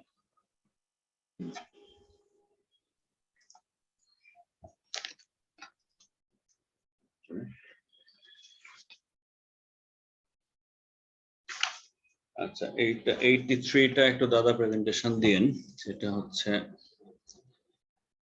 এটাও অ্যাকাউন্ট রিসিভেবল রিলেটেড প্রশ্ন। দেখেন এটা আগে। Brighton Corporation uses the allowance method of accounting for bad debts, allowance method, on its internal reports and has used a historical rate of 1.5% of credit sales to estimate its bad debt expense. The aging schedule of Brighton's accounts receivable at November 30, 2014, based upon past collection experience, is presented as follows. আচ্ছা, তার previous experience অনুযায়ী তার ageing স্কেজুয়ালটা এইভাবে সাজাইছে। সেটা হলো 0 থেকে 30 days হলে এর মধ্যে দেখা যাচ্ছে তার ক্রেডিট সেলস আছে 640,000, probability of collection 98%, that means 2% আসবে না, এটা সে ধরে নিচ্ছে। ঠিক এইভাবে বাকিগুলো সাজানো আছে। আর এই 955,000 হলো the total credit sales. The sales for the 2013 and 14 fiscal year were 65 lakhs, of which 85% were on credit. Total sales are 85% are account receivable. The allowance for uncollectible accounts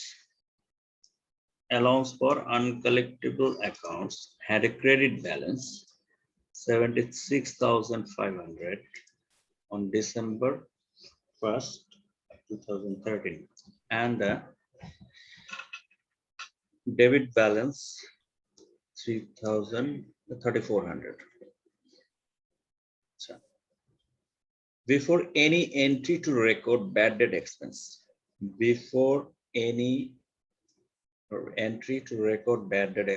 for the fiscal year. Okay, প্রশ্নটা কি? The amount of account receivable written off by Brighton Corporation during the fiscal year. এখন এখানে একটু কিছু preliminary কথাবার্তা দরকার আছে। সৌরভকে একটা অ্যাসাইনমেন্ট দেওয়া ছিল। সৌরভ একটু স্লোলি ডেলিভারি দেন। আপনি খুব কথা বলার সময় তাড়াহুড়া করেন, মনে হচ্ছে যে ট্রেন ফেল হয়ে যাচ্ছে। একটু স্লোলি ডেলিভারি দিবেন, সংক্ষেপে বলবেন যে রাইট অফ এর আসলে মেথড গুলো কি কি, এন্ট্রি গুলো কিভাবে হয়।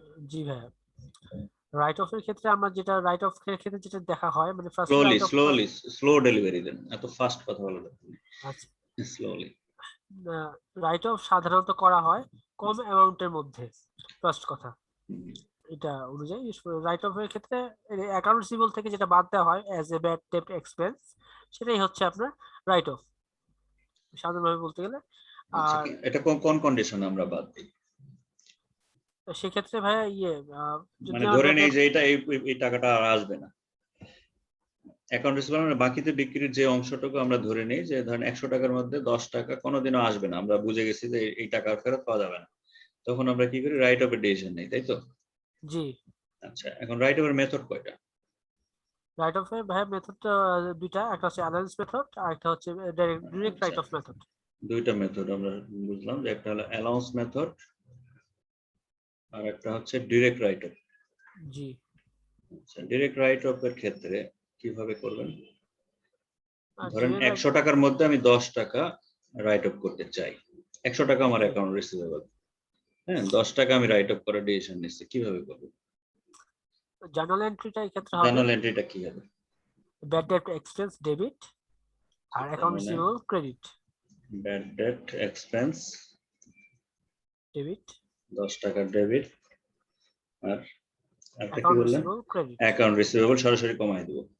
জি, অ্যাকাউন্ট রিসিভেবল সরাসরি ক্রেডিট করে দিলাম, অর্থাৎ আমার পাওনাদারের হেড থেকে আমি 10 টাকা কমাই দিলাম, আর পাচ্ছি না এটা, আর ব্যাড ডেট এক্সপেন্স কে ডেবিট করব। এটা হলো ডাইরেক্ট রাইট অফ মেথডে। আচ্ছা, আরেকটা মেথডের কথা বললেন, অ্যালাউন্স মেথডে কি হবে এটা? অ্যালাউন্স মেথডের ক্ষেত্রে ফার্স্টে আপনার যেটা দেখা হয় সেটা হচ্ছে বড় কোনো অ্যামাউন্ট একটা যদি ব্যাড ডেট হতে পারে, ফাইন্যান্সিয়াল স্টেটমেন্ট তৈরি করার সময় আমরা ব্যাড ডেট এস্টিমেট করি। Bad date estimate. আচ্ছা, ব্যাড ডেট এস্টিমেট কিভাবে করা যায়, কিভাবে করা যায়? Percentage method. পার্সেন্টেজ মেথড, দেখেন এই যে এখানে খেয়াল করেন, এটা একটা পার্সেন্টেজ মেথড। এটা ডিপেন্ড করে তার পাস্ট এক্সপেরিয়েন্স থেকে সে এরকম একটা পার্সেন্টেজ সে নির্ধারণ করে নিতে পারে। এটা কোনো স্ট্যান্ডার্ড নাই, যার যার বিজনেসের ধরন অনুযায়ী বা অভিজ্ঞতা অনুযায়ী এরকম পার্সেন্টেজ সেট করে। এটা একটা। আরেকটা কি? Percentage of sales and percentage of receivables, এই দুইভাবে ব্যাড ডেট এক্সপেন্স করা হয়, করা যায়। করা হয়। আর এজিং শিডিউল থেকে তো বের করা যায়। জি, এখান থেকে তো দিনের বের উপর করা ডিপেন্ড যায়। করে এজ কত হচ্ছে, যেটাকে বলে এজিং স্কেজুয়াল, এখান থেকে আমরা বের করতে পারি। এই যে আমরা এখানে 2% আসবে না ধরে নিচ্ছে সে, এখানে 8% আসবে না, অর্থাৎ দিন যত বাড়তেছে তার টাকা না আসার সম্ভাবনা তত বাড়তেছে। তো এইভাবে সে এখানে তো একটা কিছু অ্যামাউন্ট আসবে, এইভাবেও অর্থাৎ আমার আনকালেক্টেবিলিটি বা ডাউটফুল অ্যামাউন্ট আমরা বের করে নিতে পারি, একটা কিছু যাই হোক। আচ্ছা বলেন তাহলে এক্ষেত্রে আমার জার্নালটা কি হবে অ্যালাউন্স মেথড? অ্যালাউন্স মেথডের ক্ষেত্রে হবে আপনার এক মিনিট, মেথডের ক্ষেত্রে হবে bad debt expense debit, allowance and doubtful accounts credit. আচ্ছা, অ্যালাউন্স মেথডের জার্নালটা মনে রাখেন, ব্যাড ডেট এক্সপেন্স, জি ব্যাড ডেট এক্সপেন্স ডেবিট, জি, আর অ্যালাউন্স হচ্ছে credit, allowance and for doubtful accounts credit. Allowance for doubtful account DF, এটা ক্রেডিট। আচ্ছা, অর্থাৎ এখানে আমরা অ্যাকাউন্ট রিসিভেবল কে কমাই ফেলছি কি, সরাসরি হাত দেই নাই কিন্তু, অর্থাৎ অ্যাকাউন্ট রিসিভেবলের যে আউটস্ট্যান্ডিং সেটা যা ছিল তাই থাকবে, রিমেইন সেম জি, on the balance sheet. Just bad ডেটের এগেইনস্টে একটা আমরা টাকা জমায় রাখছি, সেই টাকাটাই হচ্ছে আমরা ইউজ করতেছি। জাস্ট এটা একটা কন্ট্রোল অ্যাকাউন্ট, জি, সেগ্রিগেট করে আলাদা করে রাখলাম। বাট যখন আমরা নেট রিয়েলাইজেবল অ্যাকাউন্ট রিসিভেবল বলবো আর কি, সেক্ষেত্রে কি করবো? আর নেট অ্যাকাউন্ট রিসিভেবল যদি বলি, নেট অ্যাকাউন্ট রিসিভেবল বের করবো কিভাবে? ব্যালেন্স শিট দেখে। জি, এই অ্যামাউন্টটা তো ব্যালেন্স শিটে থাকবে। সেক্ষেত্রে ভাই যেরকম ভাবে আসে ব্যালেন্স শিটে আমি সেভাবে পড়ার চেষ্টা করতেছি।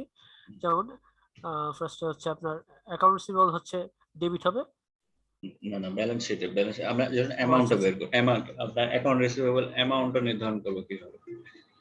কারণ আমরা অ্যাকাউন্ট রিসিভেবল যেমন ডিরেক্ট রাইট হবে, আমরা সরাসরি অ্যাকাউন্ট রিসিভেবল ক্রেডিট করছিলাম, দ্যাট মিন্স অ্যাকাউন্ট রিসিভেবল আমরা কমিয়ে দিয়েছিলাম।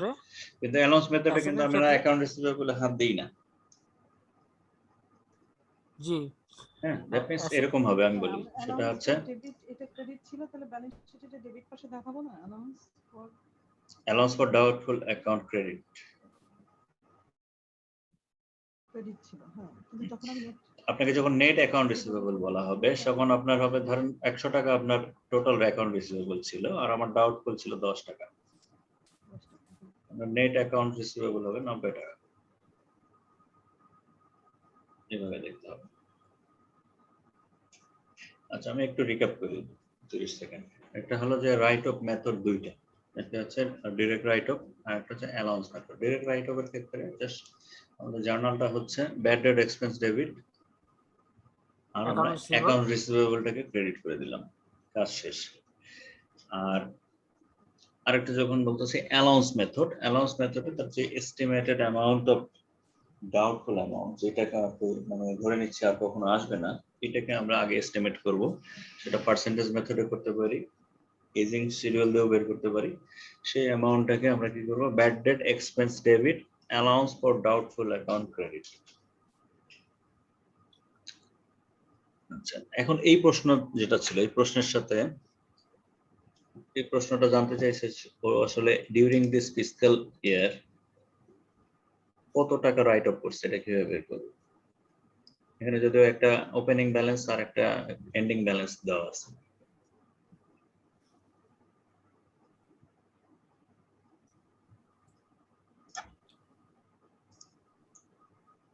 ছোট করে নিয়ে আসি।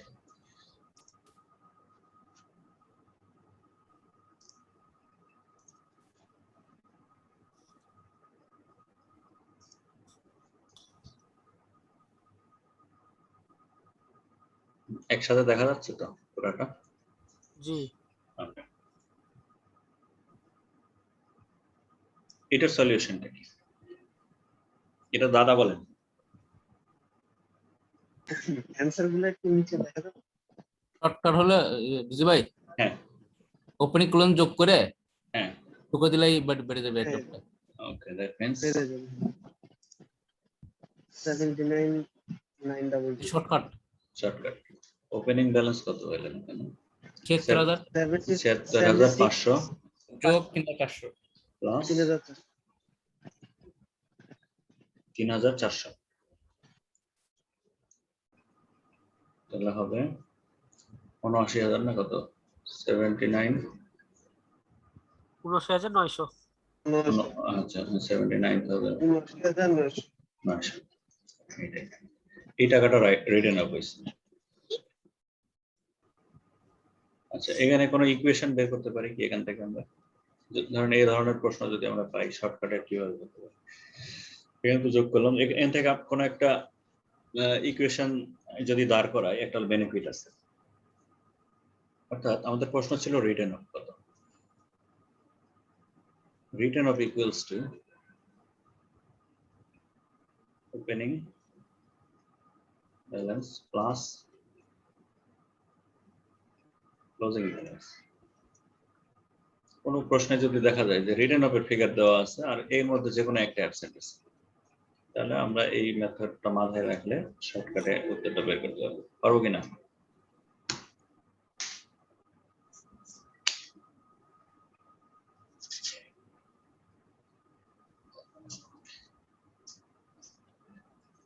আচ্ছা এই প্রশ্ন, এটা থেকে কার কোনো প্রশ্ন আছে কিনা?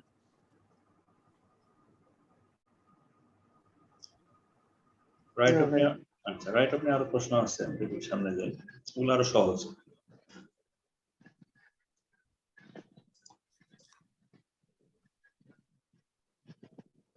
ভাই আপনি বলছিলেন যে পার্সেন্টেজ দেওয়া আছে যে ব্যাড ডেবিটস এর মেথডে পার্সেন্টেজ অফ সেলস অথবা হ্যাঁ পার্সেন্টেজ এগুলো দিয়ে আপনাকে ব্যস্ত রাখছে আসলে, এগুলো আমাদের কোনো অ্যাপ্লিকেশন নাই। না না আমি বলছি যদি পার্সেন্ট সেলস না দিয়ে রিসিভেবল দেয় তাহলে এখানে অ্যামাউন্ট দাও থাকবে তাই তো? জাস্ট ব্যস্ত রাখার জন্য। তারপরে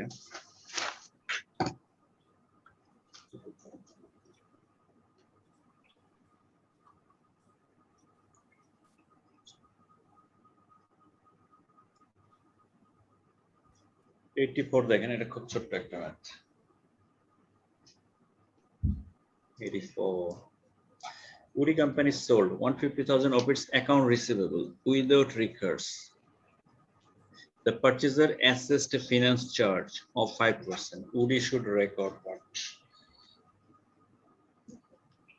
এটার জন্য আমাদের একটু দাদার কাছে যাইতে হবে, কারণ দাদা রিকার্স সম্পর্কে একটু বলতে চাইছিল, এখানে একটু বলতে পারবো এটা আসলে কিসের সাথে রিলেটেড।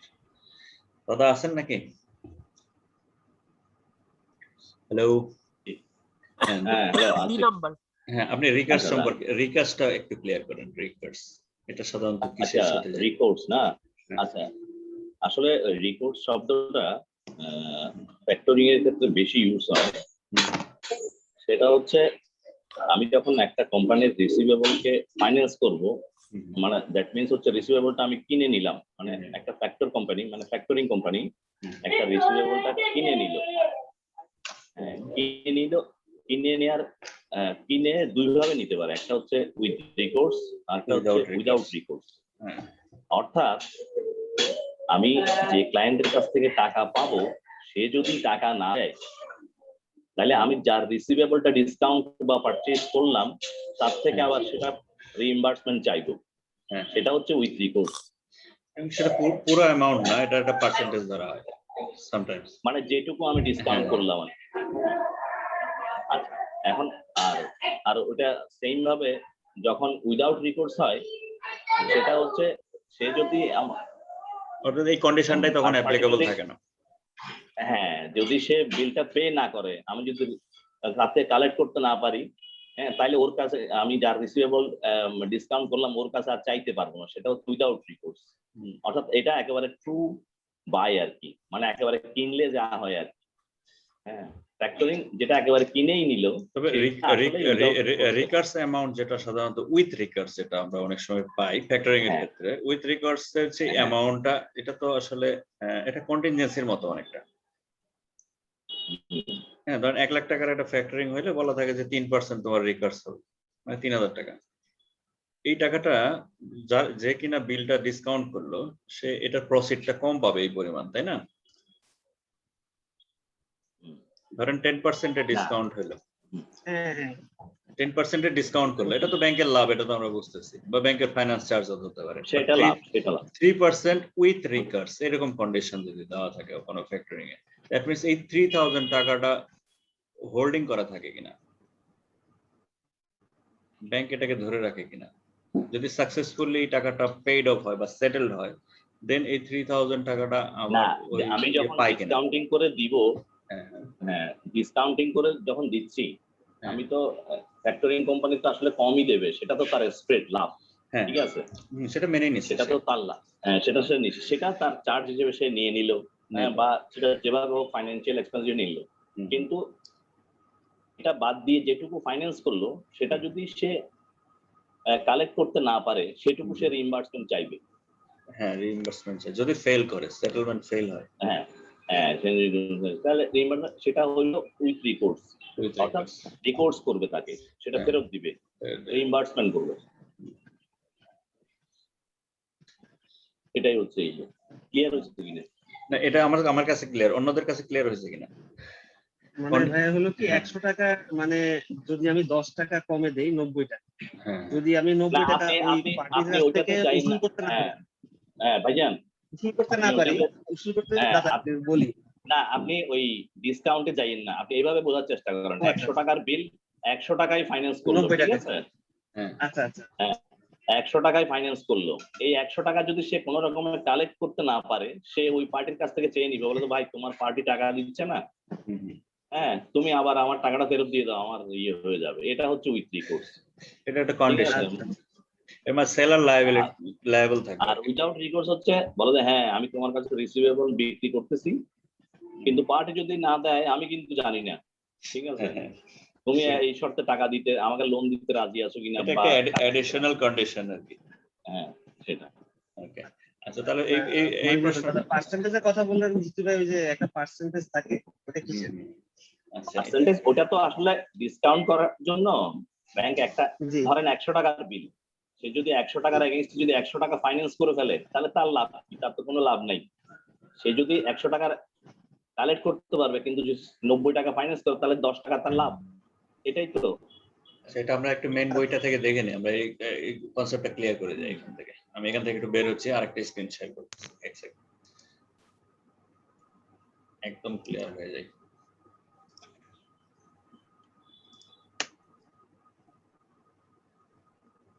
ডিটেইলস আছে এটা,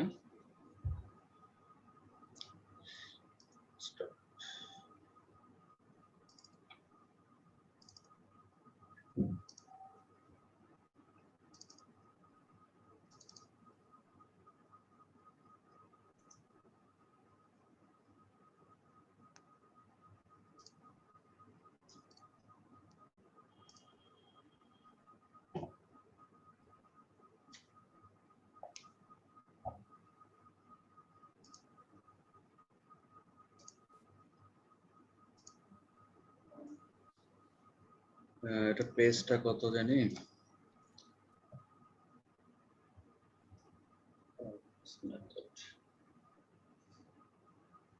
ফ্যাক্টরিং রিসিভেবল, এই যে পাইছি।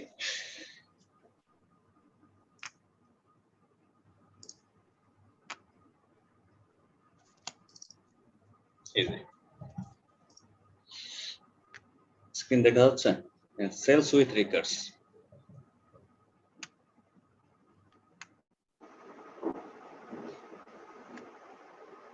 Again, in a sales with recurs, the seller must pay the factor on a bank for any bad debts in the receivables sold, because the seller has continuing involvement with the receivable. The transaction is recorded using the financial components approach, which requires the seller to recognize only the assets and liabilities it controls after sales with recurs. এখানে example সহ দেওয়া আছে দেখেন recurs obligation recurs থেকে বলছে obligation একটা দায় for example a firm sells $5 lakh of account receivable with recurs and estimates that the recurs obligation estimated bad debt in the receivable sold.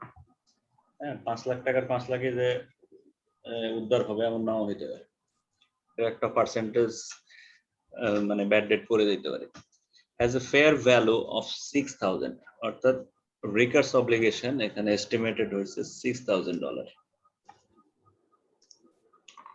The factor assesses a 3% finance charge and retains another 5% for possible bad debt. The computation of loss on the sales of receivables with recurs is shown. Loss on sale of the receivable. A loss টাকার সেলারের with recurs যদি sell করে তার loss হবে finance charge that means এটা expense 3% এটা bank নিবে recurs obligation 6000 loss on sales receivable 21000 এতটুকু তাকে লস স্বীকার করতে হবে তাহলে রেসপেক্টিভ জার্নাল এন্ট্রিটাও দেখে যাই ডেবিট ক্যাশ 460,000 ক্যাশটা পাচ্ছে কে সেলার সো সেলারের অ্যাকাউন্ট ডেবিট হবে cash debit due from factor 25,000 5% এই 5% কোন 5% retains another 5% retain মানে কি রিটেন করা ধরে রাখা হোল্ড আটকে রাখা হ্যাঁ হোল্ড সো এই 5000 টাকা ডেবিট আর আমরা তো লস ক্যালকুলেশন করে আসছি আগে এই লসটা হচ্ছে loss on sales of receivable 21000 বাকিটা adjustment credit account receivable 5 lakh credit recourse liability 6000 তারপর তার নেট প্রসিডও যদি কখনো বের করতে বলে তাহলে আমরা এইভাবে বের করে দিতে পারবো তার নেট প্রসিড কিন্তু এই টাকাটা 4,60,000 টাকা তার ঘরে আসছে এটা হলো উইথ রিকার্স এর কন্ডিশন আচ্ছা উইদাউট রিকার্স এ এত কিছুর বালাই নাই জাস্ট ডাইরেক্ট যা হয় তাই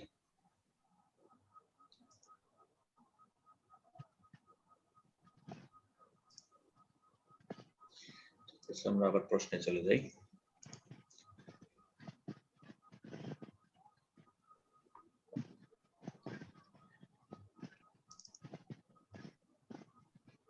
আচ্ছা দেখেন কোথায় ছিলাম এটাতে এটা কারেক্ট অ্যান্সার তো মেনশন করে আছে আচ্ছা woody company sold 150,000 of its account receivable without recurs এত কিছু ক্যালকুলেশন এখানে প্রয়োজন নাই উইদাউট রিকার্স বলে দিচ্ছে the purchaser assessed a finance charge of 5% Woody should record Woody কি রেকর্ড করবে উডি আসলে উডির স্ট্যাটাসটা কি ফ্যাক্টরিং এর ফর্মুলা অনুযায়ী উডির স্ট্যাটাসটা কি এখানে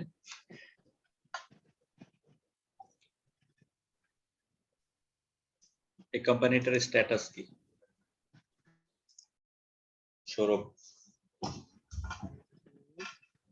জি ভাই এখানে উডি কোম্পানির যে কথা বলছো উডি কোম্পানির স্ট্যাটাসটা কি সে বায়ার না সেলার সেলার সেলার শুরুতেই তো বলা আছে উডি কোম্পানি সোল্ড ওকে তো প্রশ্ন ডি নাম্বারটা আমার মনে হয় হবে সঠিক উত্তর ডি নাম্বার কেন ইন্টারেস্ট এক্সপেন্স কেন হবে 5% সে চার্জ দিতেছে সেটা হচ্ছে 7,500 টাকা সে মেইন নেট রিসিট পাবে হচ্ছে আপনার ইয়ে 1,500 থেকে 1.5 লাখ থেকে সরি 7,500 বাদ দিলে যেটা থাকবে সেটাই হচ্ছে টাকাটা পাবে ফেরত সেই ক্ষেত্রে ইন্টারেস্ট এক্সপেন্স যাচ্ছে আপনার 7,500 দ্য ফার্স্ট রেকর্ডটা কি হবে ও যখন ক্রেডিট সেলস করে ইয়ে অ্যাকাউন্টস ডেবিট ইয়ে ক্রেডিট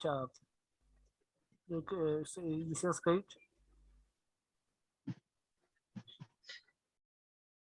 আর কোনো মতামত আছে কি দাদা কি বলে হ্যালো, হ্যাঁ দাদা বলেন তো। সৌরভ বলতেছে ডি হবে, ডি তো হবে না। হ্যাঁ বি আসলে কেন হবে? না, বিটাই হবে আসলে, কারণ এখানে কনফিউশনটা কোন জায়গায় কাজ করতেছে? আমার তো ব্যালেন্স শিটে $1,50,000 তো রিসিভেবল ছিল, ঠিক আছে। যখন আমি এটা সেল করলাম রিসিভেবলটা, তখন 1,50,000 রিসিভেবলটা কমিয়ে দিতে হবে। এবার ক্যাশ ইফেক্টে আমি যত রিসিভ করলাম ওটা ডেবিট এন্ট্রি হবে, ডেবিট এন্ট্রি হবে। ডেবিট এন্ট্রি হবে। ধরেন 5, 15, 75, তার মানে 7,500 টাকা আমি পাচ্ছি না। 1,50,000 থেকে 7,500 টাকা মাইনাস করে 1,42,000 সামথিং 500, ওটা আমি ক্যাশ পাচ্ছি। তাহলে ক্যাশ এন্ট্রি মানে ক্যাশ ডেবিট হবে 1,42,500। আর আরেকটা ডেবিট এন্ট্রি হবে, সেটা ইন্টারেস্ট এক্সপেন্স হবে না, সেটা হবে ফাইন্যান্সিয়াল চার্জ বা আদার এক্সপেন্স, এই ধরনের এই জাতীয় কোনো জাস্ট এক্সপেন্স হবে। এটা যদি আমরা একটা জার্নাল করি তাহলে কনসেপ্টটা দূর হয়ে যাবে, মানে ক্লিয়ার হয়ে যাবে। ডি আনসারটা হইতো। আমি জানতে চাই on the date of factoring, the date of factoring জার্নালটা কি হবে? আচ্ছা, যেদিন আমি ফ্যাক্টরিং করলাম, যেদিন ফ্যাক্টরিং করলাম, হ্যাঁ সেদিন রিসিভেবল ক্রেডিট হবে 1,50,000। শুরু করি একদম শুরু থেকে, যেটা ক্যাশ আসবে আগে, হ্যাঁ ক্যাশ ডেবিট ক্যাশ হবে 1,42,500। 1,42,500। তারপর হচ্ছে মাঝখানে একটা কিছু আছে, ওটা পরে দেখতেছি আমরা। অ্যাকাউন্ট রিসিভেবলটাকে ক্রেডিট করতে হবে, 1,50,000 কমাই দিতে হবে, 50 কমাই কারণ আমি এটা সেল করে দিচ্ছি। আচ্ছা, মাঝখানে একটা অ্যাডজাস্টিং আছে, অ্যাডজাস্টিং, ওটা এক্সপেন্সে যাবে, যেটা এটা ফাইন্যান্সিয়াল চার্জ। এটা কিন্তু ফাইন্যান্সিয়াল ইন্টারেস্ট না, ইন্টারেস্ট না, যদি এরা ইন্টারেস্ট শব্দটা ব্যবহার করছে, বাট চার্জ ঠিক আছে। না ইন্টারেস্ট, এটা ফ্যাক্টরিং চার্জ বলতে পারেন। ফ্যাক্টরিং চার্জ, হ্যাঁ মানে এক্সপেন্স, আদার এক্সপেন্স, সোজা কথা এক্সপেন্স। এটা হ্যাঁ, এটার বেসিক স্ট্যাটাস এক্সপেন্স। নাইলে আনসার কিন্তু ডি হইতো, ইন্টারেস্ট এক্সপেন্স যদি হইতো আনসার কিন্তু ডি হইতো। এক্স্যাক্টলি, এই কারণেই আসলে আনসারটা হয়। হ্যাঁ, এটা ইন্টারেস্ট না, যেহেতু কারণ ডিসকাউন্টকে কখনোই বলা যায় না, ইন্টারেস্ট বলা যাবে না। আর ইন্টারেস্ট এক্সপেন্স কথাটা থাকলে বলে দিত, কারণ এটা কত মাসের জন্য ডিসকাউন্টিং হচ্ছে, কিভাবে আমি কত মাসের জন্য ইন্টারেস্ট চার্জ করব, এই কথাগুলো বলে দিত। হ্যাঁ, এইটাও কিন্তু গুরুত্বপূর্ণ কথা, যে আসলে ফ্যাক্টরিং এর সাথে ইন্টারেস্ট শব্দটা কখনোই হালাল না। সো এই দিক থেকে চিন্তা করলেও এটাকে আমরা প্রথমেই খারিজ করে দিতে পারি। হ্যাঁ, ফাইন্যান্সিয়াল, আর এখানে জিনিসটা তো বলে নাই, purchase of assets finance charge of 5%। এখানে কত মাসের জন্য, আর এখানে তো বলেও দিছে ফাইন্যান্স চার্জ, আর ডিসকাউন্টের সাথে কখনোই ইন্টারেস্ট যায় না, মানে ফ্যাক্টরিং এর সাথে কখনো ইন্টারেস্ট ব্যাপারটা রিলেটেড না। হ্যাঁ, এখানে ডি কে যদি আমি ফিজিবল আনসার ধরি এবং বি মোর ফিজিবল, ডিটাতে একটু কনফিউশন আছে, এই কারণে আমি ডিটাকে রিজেক্ট করি। এক্স্যাক্টলি, বি আর ডি এর মধ্যে একটা মানে গন্ডগোল আছে, যেহেতু 5% এর সাথে এই 7,500 এর আবার সম্পর্কটা খুব ক্লিয়ার। এদিক থেকে আমরা ডি অনেক সময় চুজ করতে পারি, বাট এটা শুধু ইন্টারেস্ট থাকার কারণেও কিন্তু এটাকে আমরা ইন্টারেস্ট শব্দটার সাথে ফ্যাক্টরিং যায় না। এখানে কিন্তু বলে দিচ্ছে office account receivable without recall, এক্ষেত্রে কি আমার 1,50,000 বসানোটা ঠিক আছে না? যদি আমি উইথ রিকোর্স চিন্তা করতাম, সেক্ষেত্রে আমি মানে এক্সপেন্সটা বা ইন্টারেস্টটা ওইটা চিন্তা করতাম। অ্যাজ পার আমার প্রিভিয়াস বইয়ের পাতা অনুযায়ী। কিছুক্ষণ আগেই জিতু ভাই যেটা দেখাইলো, ওটা উইথ রিকোর্স হলে আমার cash due from factors loss on sale এগুলি আছে। মানে উইথ রিকোর্স এর ক্ষেত্রে আসলে আরো অ্যাডিশনাল অনেক কন্ডিশন চলে আসবে। আসলে আমাদের আচ্ছা সেক্ষেত্রে কি আমার উইদাউট রিকোর্স এর ক্ষেত্রে কি শুধু আমি চিন্তা করবো আমার যেই টাকাটা আমি সেল করতেছি অথবা পার্চেজ করতেছি এরকম কিছু? আপনি একটা জিনিস চিন্তা করেন যে যেটা উইথ রিকোর্স, সেটা কিন্তু আসলে in the true sense of the term সেটা কিন্তু রিসিভেবল বিক্রি হয়নি। হ্যাঁ, কিন্তু উইদাউট রিকোর্স যেটা আমি অলরেডি ক্লেম ছেড়ে দিয়েছি, কিন্তু এটার উপর আর আমার কোনো অধিকার নাই। হ্যাঁ, এটা এক ধরনের পারচেজ হয়ে গেছে জিনিসটা। হ্যাঁ, কাজে এখানে কোনো অব্লিগেশন নাই, এখানে কোনো আমার প্রভিশনের রাখারও প্রশ্ন উঠতেছে না, কারণ এটা তো আমাকে উইদাউট রিকোর্স আমাকে কোনো ফেরত দেওয়ার প্রশ্ন নাই, মানে কোনো কন্ডিশন নাই, অলরেডি সোল্ড, একদম কন্ডিশন ফ্রি, এটা সোল্ড। জিনিসটা উইদাউট রিকোর্স মানে already sold in the true sense of the term. হ্যাঁ, এটা তো স্ট্রেস দিয়ে ধরলে দেখবেন যে তখন একেবারে আমি ক্লিন আমি সোল্ড। উইথ রিকোর্স থাকতো, যদি কোশ্চেনটা এরকম থাকতো woody company sold 1,50,000 office accounts receivable with recourse, সেক্ষেত্রে কি করতাম? তখন সেখানে আদার কন্ডিশন দিত, আরো যে আমি কন্ডিশন এখানে আসতো, আরো কন্ডিশন আরো আসতো, ডাটা যে থাকতো। আরো ডেটা লেখা থাকবে সেক্ষেত্রে। যেটা থাকবে যে আমি হ্যাঁ এটার জন্য প্রভিশনিং করব কিনা, হ্যাঁ হ্যাঁ যদি হ্যাঁ। কালেক্ট না হয় আমার এস্টিমেটেড প্রভিশনিং কত হবে। হুম, হ্যাঁ, কারণ এটা তো উইথ Right. রিকোর্স, আমাকে প্রভিশন করে রাখতে হবে, হ্যাঁ। মানে অ্যালাউন্স রাখতে হবে That আমার। means ওই সময় আমার ইন্টারেস্টের একটা ব্যাপার থাকবে। হ্যাঁ, তখন যদি ওখানে দিয়ে দেয় যে এটা 3 মাসের জন্য ডিসকাউন্টিং, 3 মাস পরে না, তখন 3 মাসের ইন্টারেস্টটা হিসাব করতে হবে। হ্যাঁ, কিন্তু এখানে তো টাইম রিলেটেড কোনো ডেটাই নেই, এখানে লামসাম 5% দিয়ে দিচ্ছে ওরা। হুম, লাইন 5% দিয়ে দিতে হবে। হুম। ওকে। Thank you,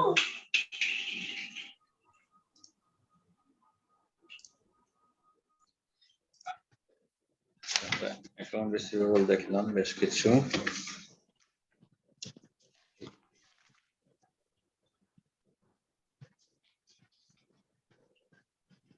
Periodic 88 দেখি।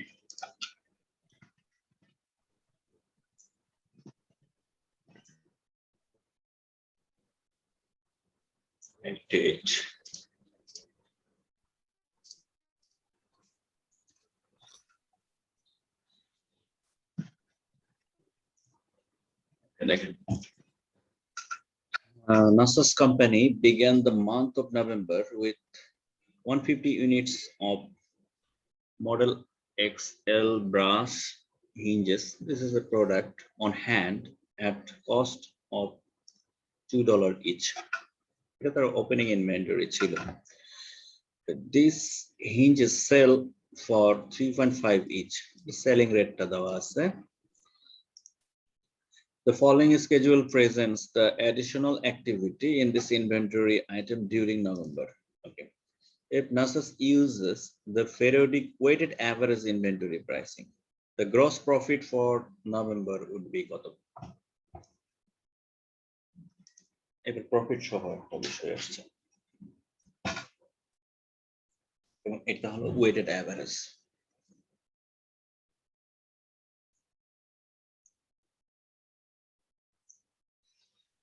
হ্যাঁ, এটা মেহেদি ভাই দিবে আগে আনসার। 1 মিনিট সময় নেন।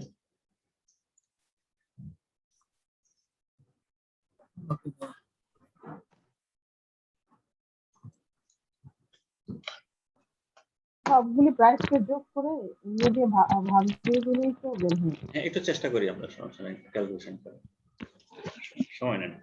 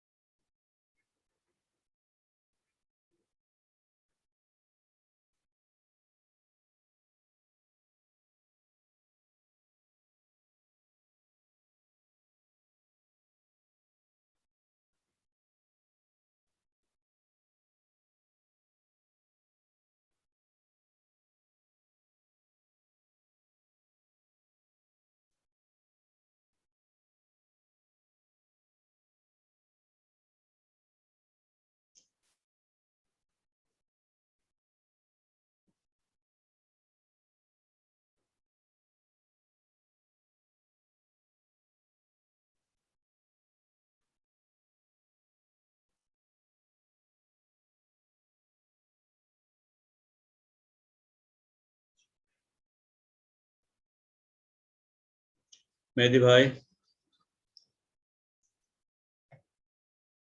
অ্যান্সার গুলো একটু দেখা যায়?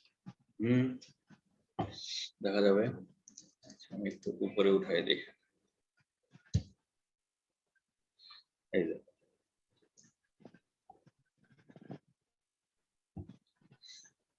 কার কত হয়েছে জুনায়েদ ভাই?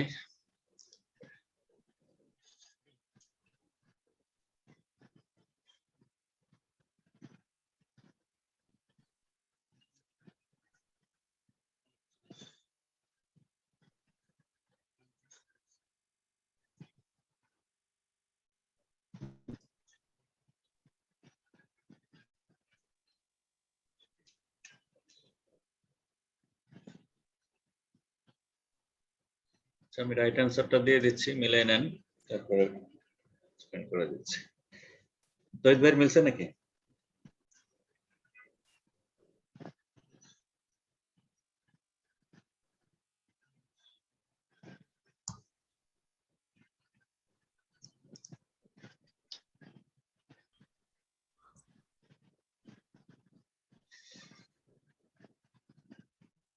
সঞ্জয় দা আছে, সঞ্জয় দা গত সেশনে ছিল না।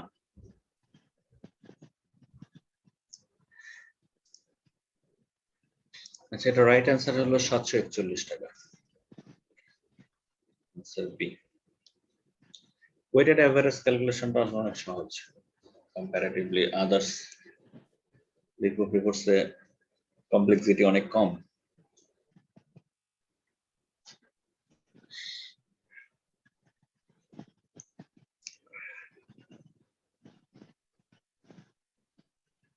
মানে টোটাল পারচেজ ইউনিট কত ছিল? Total purchased 650। 650 আর হলো ওর হাতে ছিল 150, তাই না? জি 800। 150 হাতেই ছিল, তাহলে 800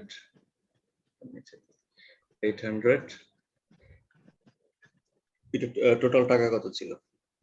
সরাসরি গুণ দিলে হবে না,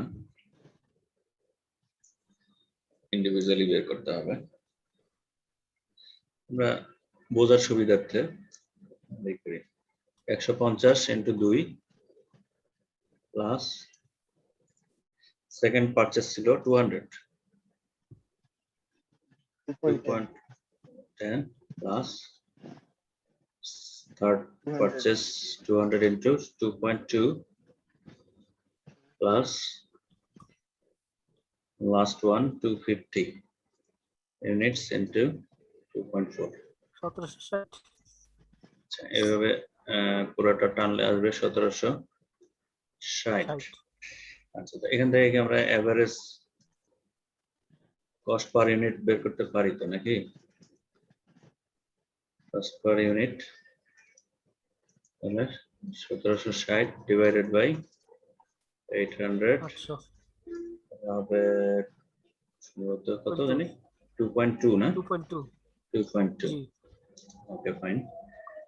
এখন দরকার আমাদের যেহেতু প্রফিট পর্যন্ত যাইতে হবে, সো আমাদের কস্ট অফ গুডস সোল্ডটা জানা দরকার আর সেলসও জানা দরকার। আচ্ছা, তাহলে আমরা আগে সেলসটা বের করি। সেলস কত ছিল ফার্স্ট টাইম? 150 প্লাস তারপরে 220 প্লাস 100। আর এটার সেলিং প্রাইস তো ইউনিফর্ম, এর কোনো আপ এন্ড ডাউন নাই, সবগুলো যোগ করে 3.5 থেকে গুণ দিলেই হবে। সেলস রেভিনিউ কত আসে জানি সৌরভ? 1995। 1995 টাকা। এখন দরকার কত আমাদের? এখানে এই তিনটা মিলে হলো টোটাল ইউনিট হলো এন্ট্রি টাকা যোগ হলো না ভাইয়া? ও আচ্ছা, এক সেল কত? এই চারটা না, চারটা সেলস, সরি আরো 100 হবে। হ্যাঁ, 570 হবে টোটাল। টোটাল ইউনিটস 570, এখন করলে হবে 1995। আচ্ছা, এখন দরকার হলো সিওজি। তারপরে এভারেজ কস্ট পার ইউনিট জেনে গেছি, কস্ট হলো 2.2, এটা হবে 1240। জিপি 741।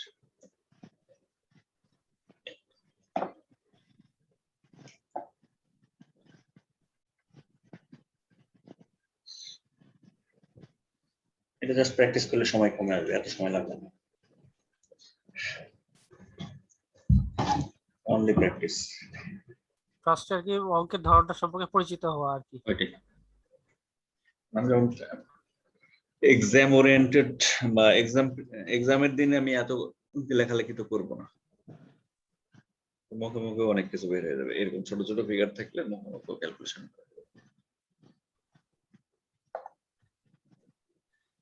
ওকে সঞ্জয় দা, এটা কি ক্লিয়ার? ঠিক আছে দাদা। ওকে, আপনার তো ইউনিভার্সিটি ঝামেলা নাই? না দাদা, ফ্রি আছি। ভালো, এবার কিন্তু আমেরিকা যাইতেই হবে। ডিগ্রি করলে যদি আমেরিকা যাওয়া যেত তাহলে তো হয়েছে। দেখো আপনার এক পা তো চলেই গেছে। জিতু ভাই আপনার তো দুই আগেই আর বিদেশ যাইতে টাকা থাকলে হয়, পাসপোর্ট কেনা যায় আজকাল বিভিন্ন দেশের, বিজ্ঞাপন দেয় ফেসবুকে দেয়। তাই নাকি ভাই, একটা অপরচুনিটি দিয়েন প্লিজ। ওইটাই আর কি, গেলে তো কাজ করে খাইতে হবে, একটু সার্টিফিকেট থাকলে একটু ভালো কাজ করতে হবে। যেখানে যাই কাজ তো করে এগিয়ে যাইব, বাংলাদেশে থাকি আর আমেরিকায় যাই। 3 ঘন্টা আমার রাস্তায় চলে গেছে আসতে, কোন কিরকম লাগে, মেজাজ খিটখিটে হয়ে গেছে আমার। ভাইয়ার অফিস কোথায় জিতু ভাইয়া? পল্টন ময়দান। কালকে গ্যাঞ্জাম হইলো না? হ্যাঁ কালকে তো মনে হয় গ্যাঞ্জাম হইলো, লড়াই হইলো। ওই এলাকায় ডেলি হয়। দু একটা ডিল মানে ভাইয়াও ছুঁড়ে আসছে। না, আমার সবচেয়ে ভালো লাগছে ওই যে 13 সালে হেফাজতের যে তাণ্ডবটা ছিল 5 মে 2013, ওইটার আমি রাত সাক্ষী ছিলাম আর কি। মানে প্রথম ঢিল ছোড়া থেকে শেষ পর্যন্ত আমি ছিলাম ওখানে, ছিলাম মানে বাধ্য হয়েছিলাম, আটকা পড়ে গেছিলাম না, আমরা বিল্ডিং এর ছাদেই ছিলাম। মানে সারা রাত ওখানে ছিলেন? মানে রাতে তো কাহিনীটা হয়েছে। সারা রাত বলতে অত না, রাত 9টা পর্যন্ত ছিলাম আর কি।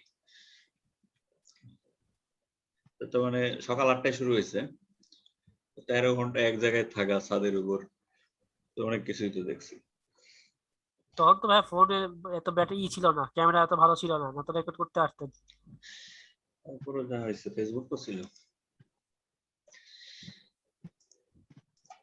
ওই এলাকায় ডেলি ডেলি গ্যাঞ্জাম আছে, প্রেস ক্লাব থেকে পল্টন পর্যন্ত প্রতিদিনই কিছু না কিছু থাকে। এটা দেখতেছিলাম ভাইয়া, হঠাৎ করে মানে লাইভ দেখার মাঝে মাঝে হঠাৎ করে লেবুর ফলন বাংলাদেশে কোন এলাকায় লেবুর ফলনে চলে গেছে।